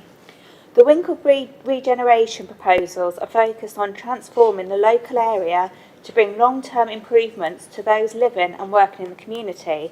The plans encompass the Winklebury Centre, the former Play Council site and the former Fort Hill School. The end goal is to create a high-quality and sustainable community which everyone can be proud of. Since 2017, we, the Basingstoke Conservatives, have been in communication with residents and have always said we will explore all options available for the Winklebury regeneration site. Working with multiple partners, we have spent over 10 years getting them on board, invested in the project and finally a master plan in place. They have listened and given us the best solution they can provide. We cannot tell them what or how to deliver, but we have worked with them to get the best plan possible. Pausing the regeneration plan will not have a positive outcome for the Winklebury community and will not change them. Instead, the risk is our partners who we have been working with may decide to pull out of the regeneration plan completely. There has been extensive community consultation carried out by Vivid since February 2020. Prior to this, many meetings and discussions took place. This includes with the Hampshire County Council, NHS Hampshire and the CCG, plus other stakeholders in the community. I propose that rather than pausing the plans, we ask the relevant Cabinet members to provide a clear update on the process that took place away from the public eye. This will include the challenges faced and the decisions made, which has resulted in the final plans. This will assure residents that we have achieved the best outcome for them and why everything we have discussed, wanted and looked at cannot be included. Thank you.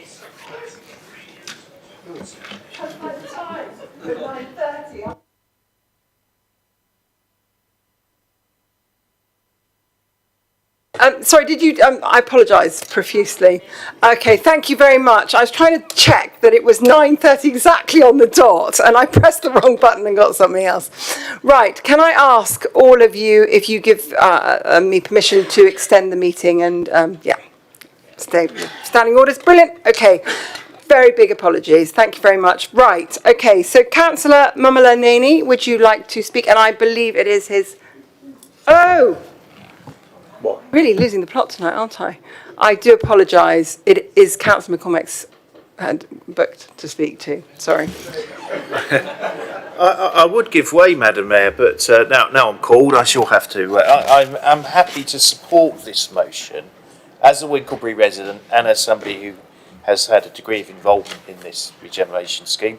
I am a firm proponent of regeneration. In my previous stint as a councillor, I was very pleased to be in the vanguard of regenerating 2 areas in Popley.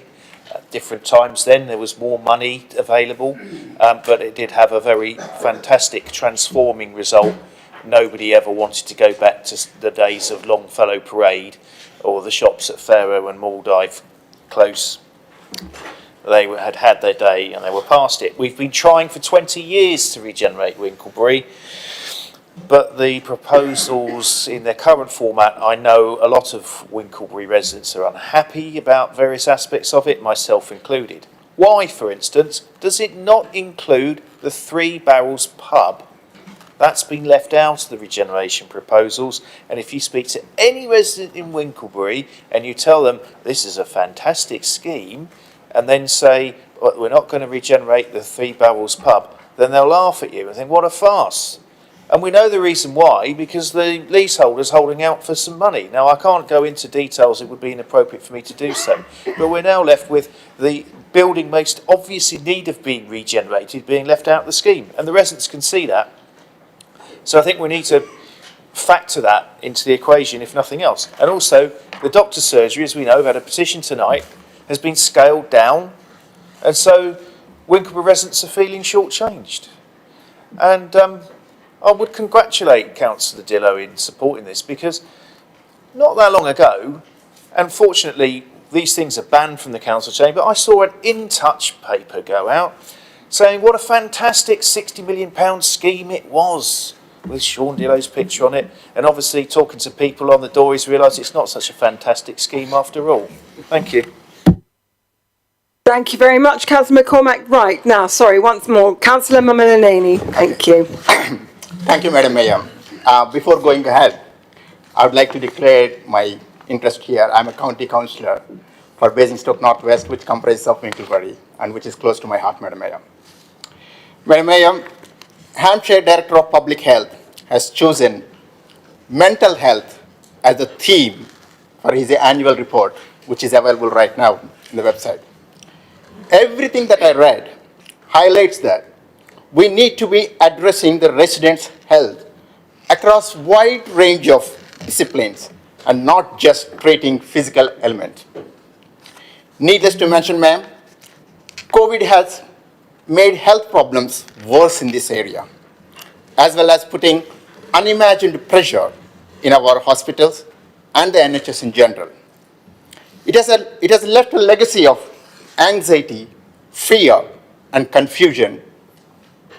In my opinion, we need health and well-being facilities that provide more than just primary care. That is where BDBC can help. It can help the NHS and Hampshire County Council, and what this is the motion all about.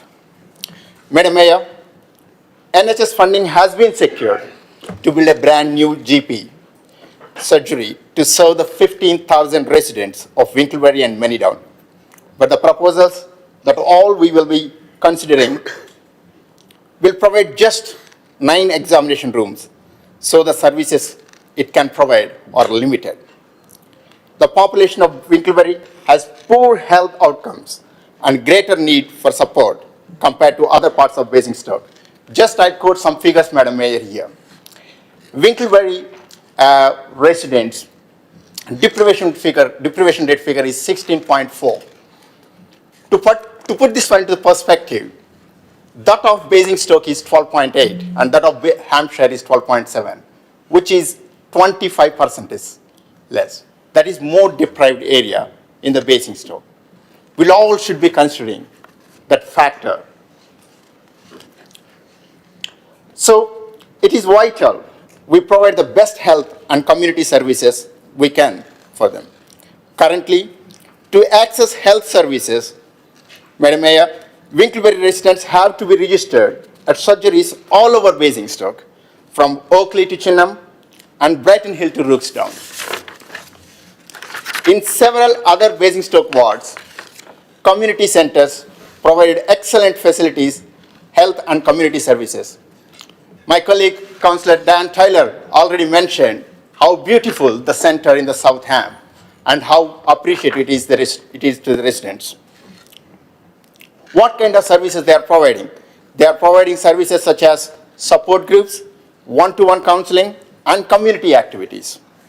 In Winklebury, as my colleagues mentioned, the only community centre we have is over 40 years old, comprises of 2 large enclosed halls with no access to outdoor community spaces. So, residents have to travel outside of Winklebury for mental health services and support groups for long-term conditions. This is where BDBC can pitch in.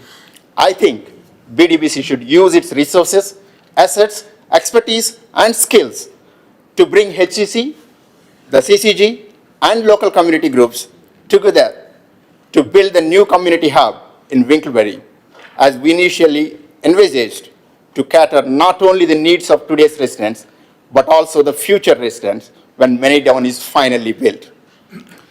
Madam Mayor, this enables us to fulfill the government's vision of helping the whole population to stay healthy. Mayor, when the regeneration of Winklebury was first discussed, the ambitions were much greater than what is now being offered. Somewhere along the way, it turned into a housing project with a GP surgery thrown in.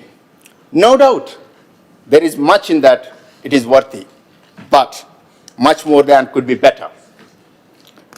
As a Councillor Robinson already quoted, we have a once-in-generation opportunity to support the provision of a fantastic new community hub in Winklebury as part of a long-promised regeneration project. We want a one-stop comprehensive hub that will truly provide the health and community services this severely under-provided area needs. But current plans are unimaginative. Especially, we all know that, sadly, post-COVID, the needs of the community have increased. What we are asking this evening, that all the partners take a step back and ask the question, is this really the best we can do? We have to aspire the best and provide what is genuinely needed, especially in those areas where we have a higher number of vulnerable residents.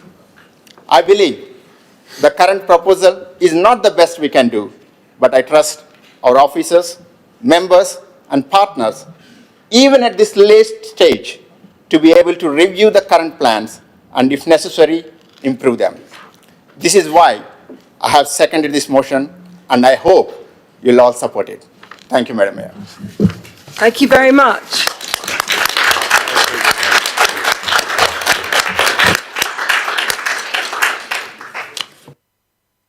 Brings us to Councillor Compton-Burnett. Do you wish to sum up?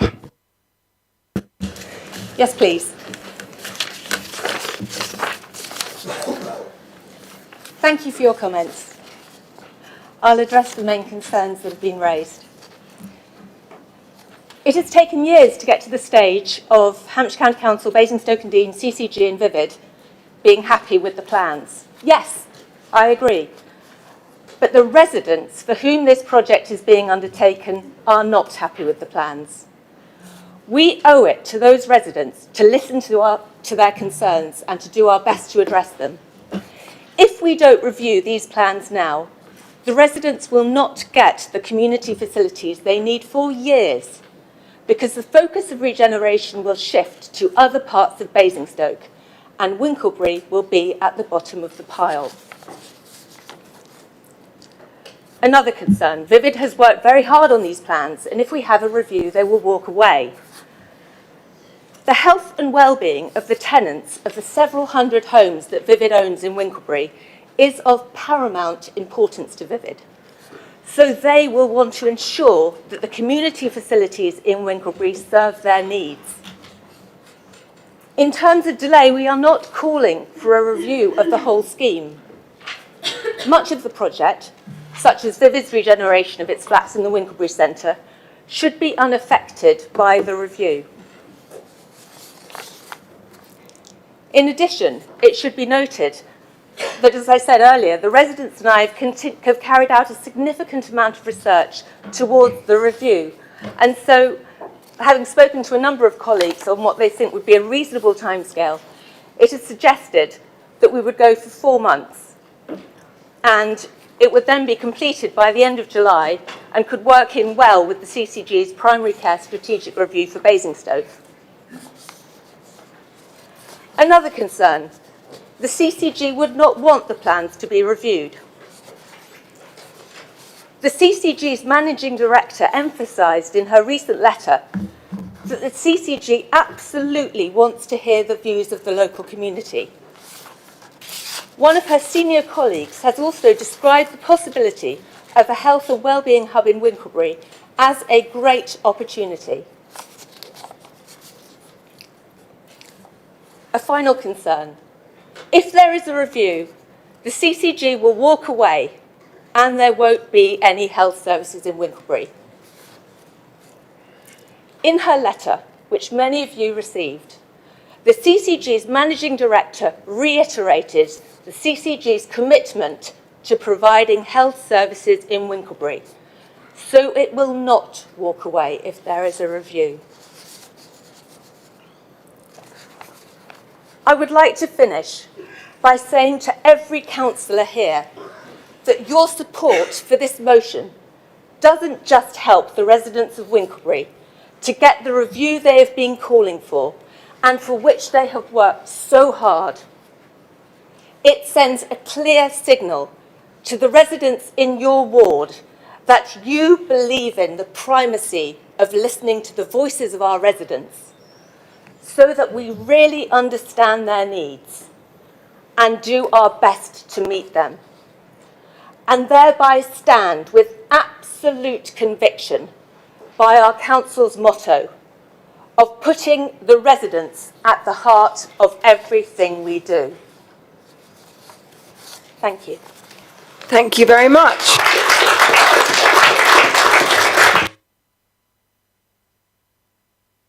Right, I think we're going to need to take this to a vote because there are a couple of people that have indicated they're not going to support the motion. So, Ellie, would you mind? Thank you very much.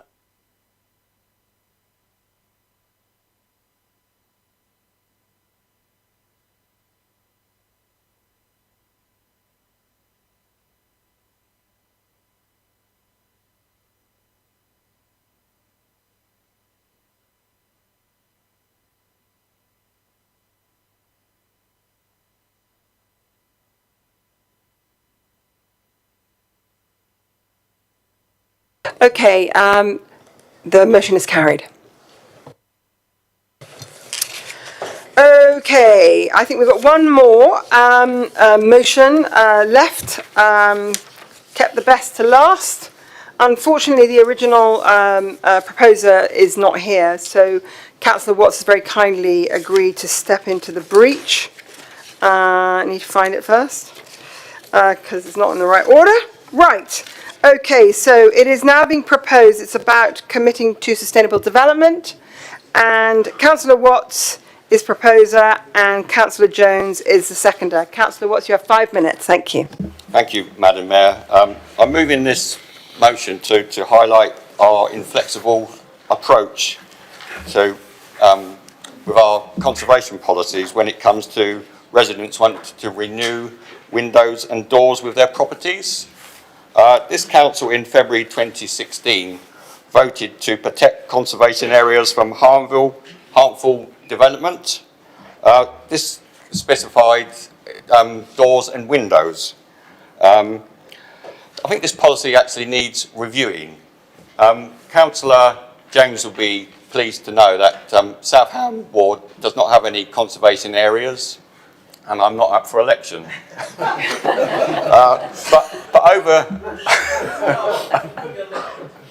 But over the years, I've been involved in many cases in other wards which have conservation areas, and in those cases, the council have rejected PCV replacement windows due to having a harmful effect on the character of a conservation area, and no consideration has been given to the carbon footprint of those replacement windows and doors. If the councillors were to wander around this particular town area, it's a conservation area, you can tell the difference between a PVC and a wooden door frame, windows from 20 years ago, but now you cannot tell the difference. Only an expert will be able to tell the difference between those PVC and a wooden one. But the council insists on the original materials when it comes to windows and doors replacements, which is wood generally in conservation areas, and which is not environmentally friendly as PCV, and it costs 2-3 times as much.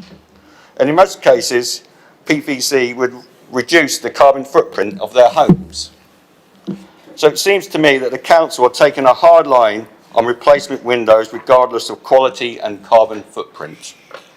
It seems to be overzealous interpretation of policy and totally impractical. Obviously, last week we had a paper on the town centre. In one of the appendices it had lots of beautiful pictures of the town centre, and we have some fantastic heritage buildings in the town centre. This motion does not want to touch those particular characteristics of those buildings. We want to just look at this particular aspect of this policy. So I think in the light of the climate change emergency which this council has adopted, I think it's only right that this council should review that particular policy, and I hope councillors would support promoting a more sustainable development material for windows and doors and looking at the climate change impact those changes will have. So I hope you support it. Thank you. Thank you very much, Councillor Watts. Councillor Jones, do you want to speak now or reserve your right to speak later? I might as well speak now. I think most of it's been covered, but what I want to get across to people, we talk about character. We don't want to lose the character of the place, but people are living there. They're not mansions, they're ordinary people's houses. And if it's the difference between double glazing with a plastic type double glazing which you can't tell the difference between wood and a wooden one, and they can't afford it, it's absolute nonsense. I do believe all councillors hopefully will agree with this. Let's have a look at the policy. Is it fair to these people? You know, there's none in my ward, so I'm gaining nothing, but they're all over, and we spent, hour, 2 hours about character with rural areas. I'm talking about the town areas. We need to make sure our people can afford to live there. They don't become a nice little rich man's enclave for their flats and everything else, like which has happened in London and places like that, because they can't afford to double glaze it. We're talking about electric cars.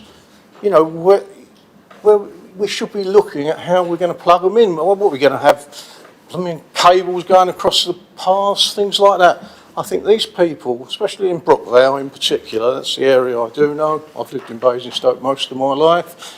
You know, they're ordinary houses. People want to know, because at the end of the day, we want to keep our people in Basingstoke, not moving out because it's a conservation area and I can't live there, I've got to buy a new one somewhere else. So I'm asking you, please vote for this. Thank you. Thank you very much, Councillor Jones.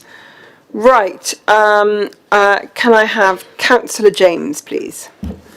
Thank you, Madam Mayor. I'm going to support this motion. I think it's eminently sensible. I'm someone who's very keen to maintain as much heritage as we can in the town centre and in the streets around it. And certainly Chequers Road is a road you can walk down and you can see how things have gone wrong in certain years, where you see some awful double glazing, but you also see some very awful original sash windows, and you see some brilliantly double glazed sash windows that have been very sympathetically made with all the little bits and bobs that have got clever names.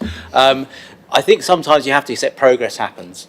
And we've got to that point in a lot of conservation areas. If we don't do something, they're going to be uninhabitable. Then you're going to conserve nothing.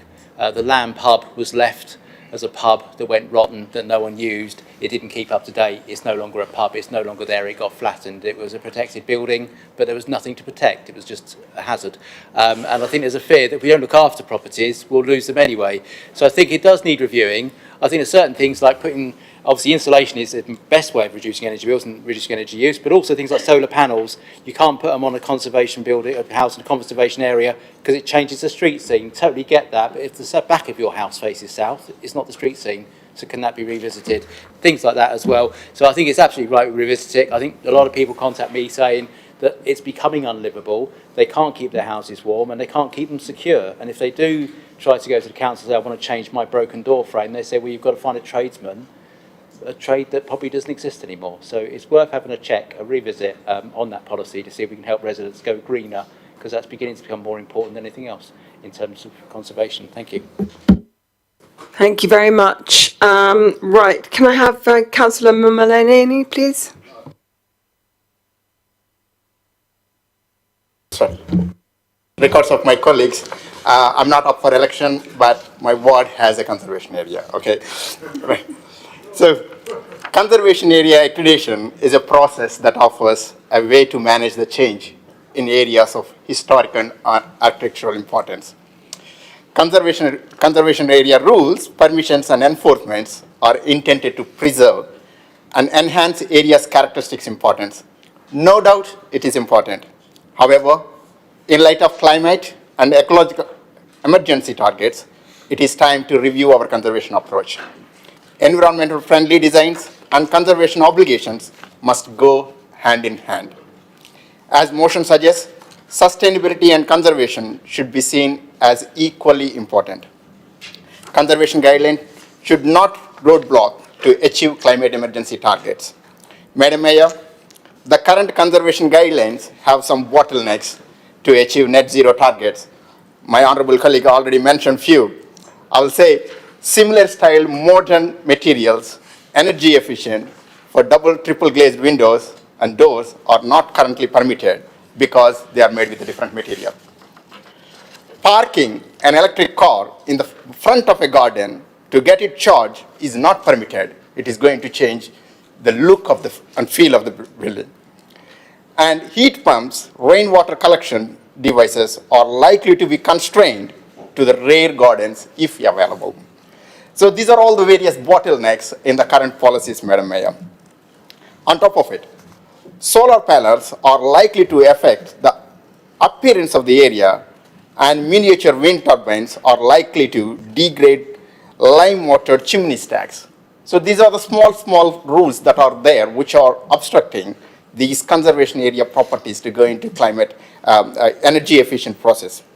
At the same time, achieving climate emergency targets should not compromise our historic heritage and architectural and character of the buildings. In few cases, in my ward especially, it is noticeable the conservation guidelines were compromised under permitted development rights in the ward. Best practices would anticipate SPD to cover sustainability and conservation together, plus specific conservation article directives to counter inappropriate permitted development rights and facilitate the appropriate financing and deployment of green technologies necessary.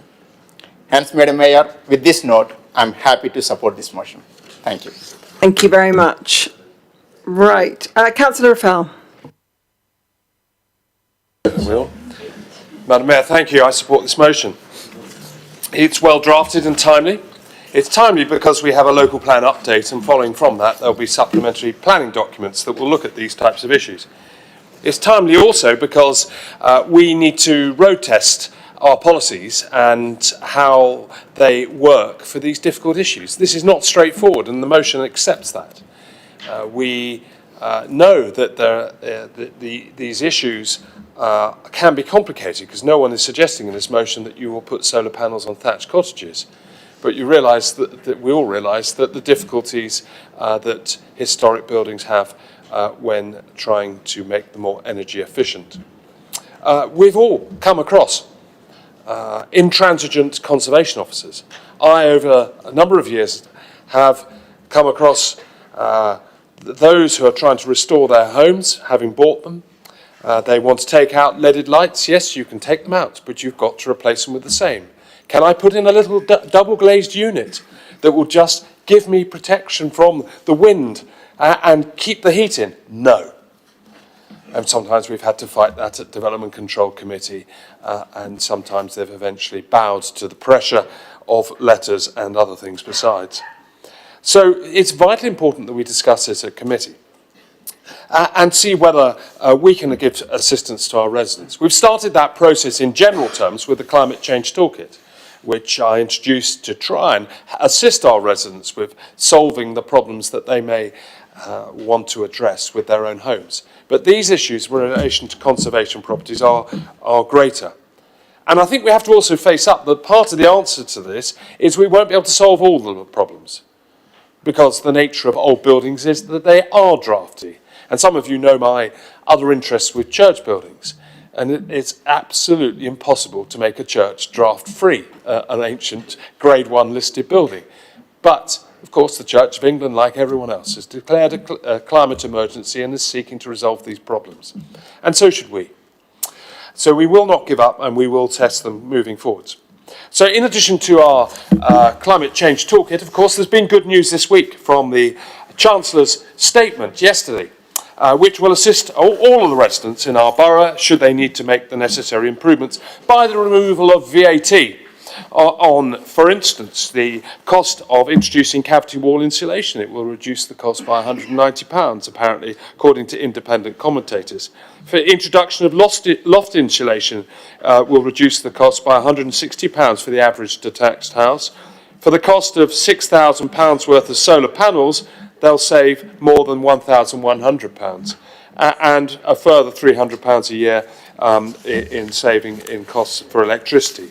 So it's for us to play our part at the borough. It seems that our government is playing its part nationally, and I support this motion. Thank you very much. Right, Councillor Samir Katecha, please. Thank you very much, Madam Mayor. And Kent Chamber. A huge amount of building is happening and is proposed in my ward, but we must ensure that it falls within our remit in the line of our targets for being carbon neutral borough.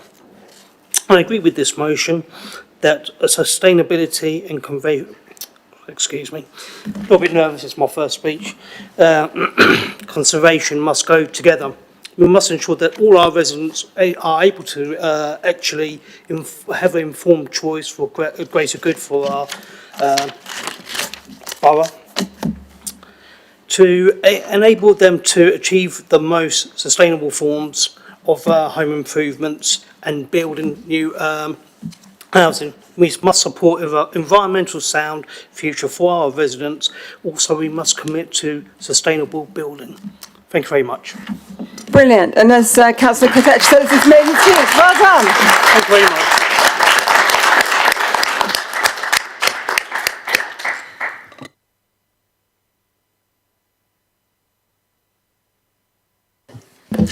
Thank you, Madam Mayor. Much of what I was about to say has already been covered now. Councillors have made it very clear that this motion is pretty wide in its remit, and I welcome that. All I wanted to add to was Councillor Raphael's point that this is a very timely motion, and given the huge increases in energy costs to our residents, it's even more timely that they be given the opportunity to do something about that.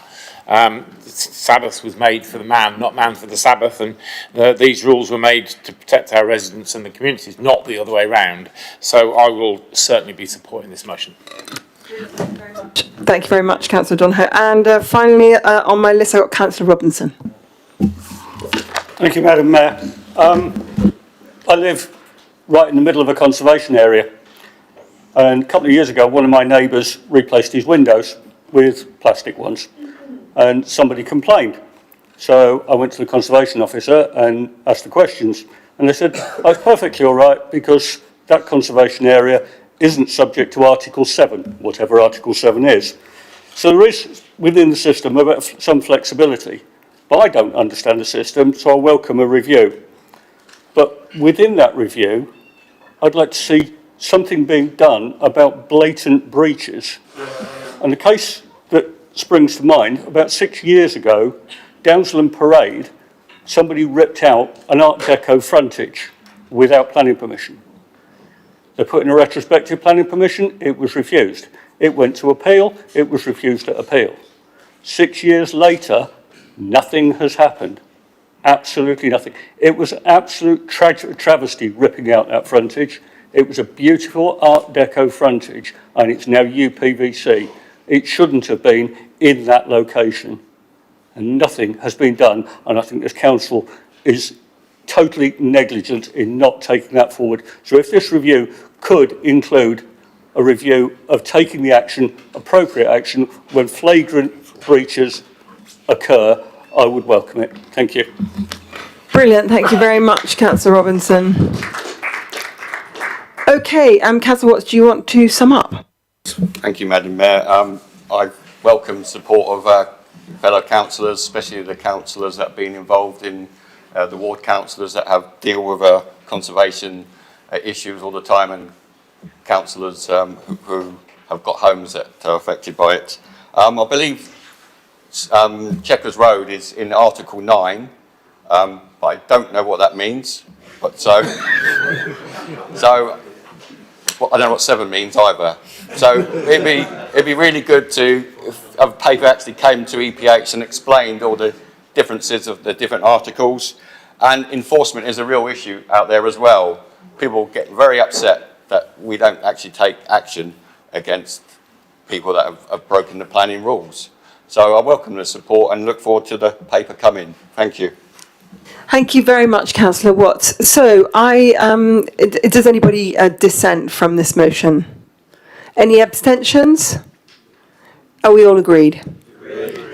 Excellent. Right, we move on to the questions from members, and we have 2. So you have 2 minutes for the answer, 1 minute supplementary, and 1 minute for the supplementary answer. And the first questioner is from Councillor Samir Kotecha, please. Thank you, Madam Mayor and Chamber. Basingstoke and Dean Council declared a climate emergency in 2019. And I believe green spaces are important for our environment, wildlife, also people's mental health and physical health. It's also part of our integral part of having quality life. And I do believe it helps local people and their lives by having green spaces.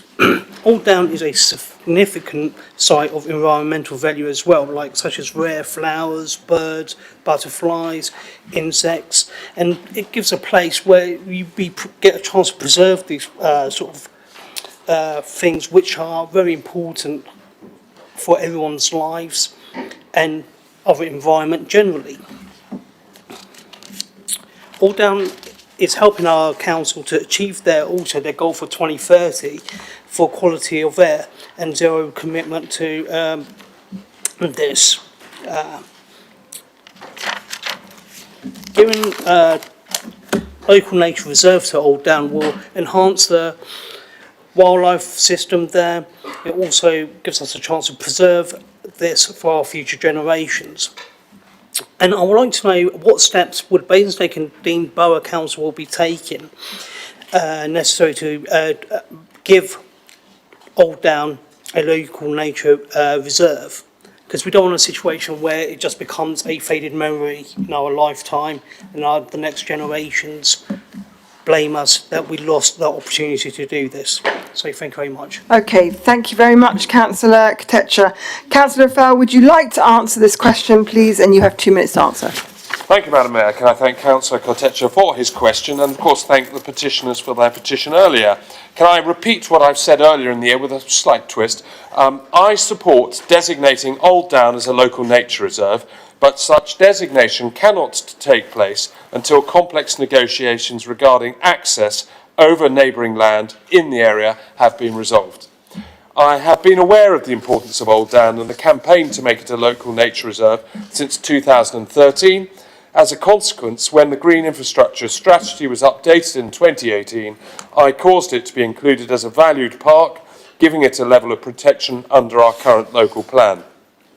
When the vision around Junction 7 was published in 2020, I made sure that Old Down was included as a green open space, and I made sure that it was shown as part of a wider green corridor to the west and to the east. To the east, obviously, being to Beggarwood, to the west across the future southern Manydown land. As part of the local plan update, Old Down is being assessed for local green space designation, which would give it protection under the National Planning Policy Framework. In due course, it ought to become a local nature reserve. However, the petitioner earlier was mistaken on one matter only, when she said the impediment had gone. It hasn't gone, but I'm hoping that it will be removed soon. Okay, thank you very much. Councillor Katecha, do you have a supplementary question? Yes, please. Thank you. I'd like to know when would it be possible to actually give Old Down the actual local nature reserve designation, because I do feel that that site is very important for the locals, not only for that side of town, but generally our borough, and I would like to know when that's going to happen. Thank you. Okay, thank you very much. And Councillor Raphael, you've got 1 more minute. I'm happy to answer that question, Madam Mayor. As a result of the petition and this question, the Cabinet have made it abundantly clear to the relevant officers that the complex legal agreements need to be agreed in the next 12 months so that we can then push for designation of Old Down as a local nature reserve in due course. Excellent, thank you very much, Councillor Raphael. Right, next question is from Councillor Jeans, and it's addressed to the Cabinet Member for Homes and Economy. Would you like to ask your question? Thank you, Madam Mayor. In light of the excitement in King's Furlong recently, which I'm sure many of you are aware of, I'd just like to address the Cabinet Member for Homes and Economy to ask if he could tell us, if he could update us on the progress to deliver a new facility to support rough sleepers and the vulnerably housed residents in the borough. Thank you. Okay, that's Councillor Jean's maiden speech.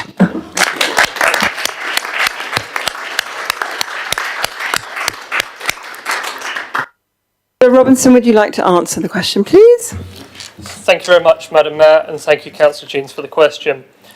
Helping the most vulnerable residents in our borough is a key priority for this administration, and it will continue to be a key priority for this administration.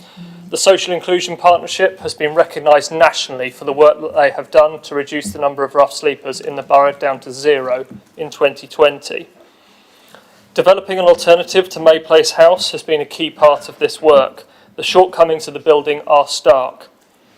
We know that May Place has shared bathrooms, one between 5 households, a sole industrial kitchen, a lack of security and separate provision for different gender groups, and lack of any outside amenity space. We are committed to delivering an alternative. At Development Control Committee a couple of weeks ago, an alternative at 180 Culver Road was refused. I accept that it was refused. I think the reasons why it refused were a matter for the Development Control Committee, and that is where it is. I think it was disappointing to hear some speeches made by members, leaders of opposition parties, which I think did not help community cohesion in that particular area. We need to understand that people who are recovering, who need to be integrated back in society, deserve a place to call their own too. Alongside partners, we are looking at what alternatives for a new building might exist and what could be available within the town area. We are looking at sites which are no longer required for their original use, for example, former sheltered housing schemes or care home sites. We're also looking at previous options such as Malmesbury Field and Cliddesdon Road. We're also continuing to search out smaller scale managed HMO opportunities, as we recently did successfully at Blackdown Close and Cheviot Close, to complement and support larger and more intensive supported living schemes within the town. We will continue to work tirelessly to ensure that the most vulnerable people in our society have this council's support. Thank you. Thank you very much, Councillor Robinson. Councillor Jean, you have 1 minute for a supplementary if you wish. No, you don't want to. Okay, perfect. Brilliant. Thank you very much. So we move on to the questions to the Chair of Cabinet and or any committee. There are minutes for 5 meetings listed. Does anybody have any questions relating thereto? Nope. Okay. We have no reason to exclude the press and public, as we have no confidential or exempt items. That, fellow members, concludes the business for this evening. I can't thank you enough for being such a brilliant council all year. I've declared this meeting of the council is over. Have a great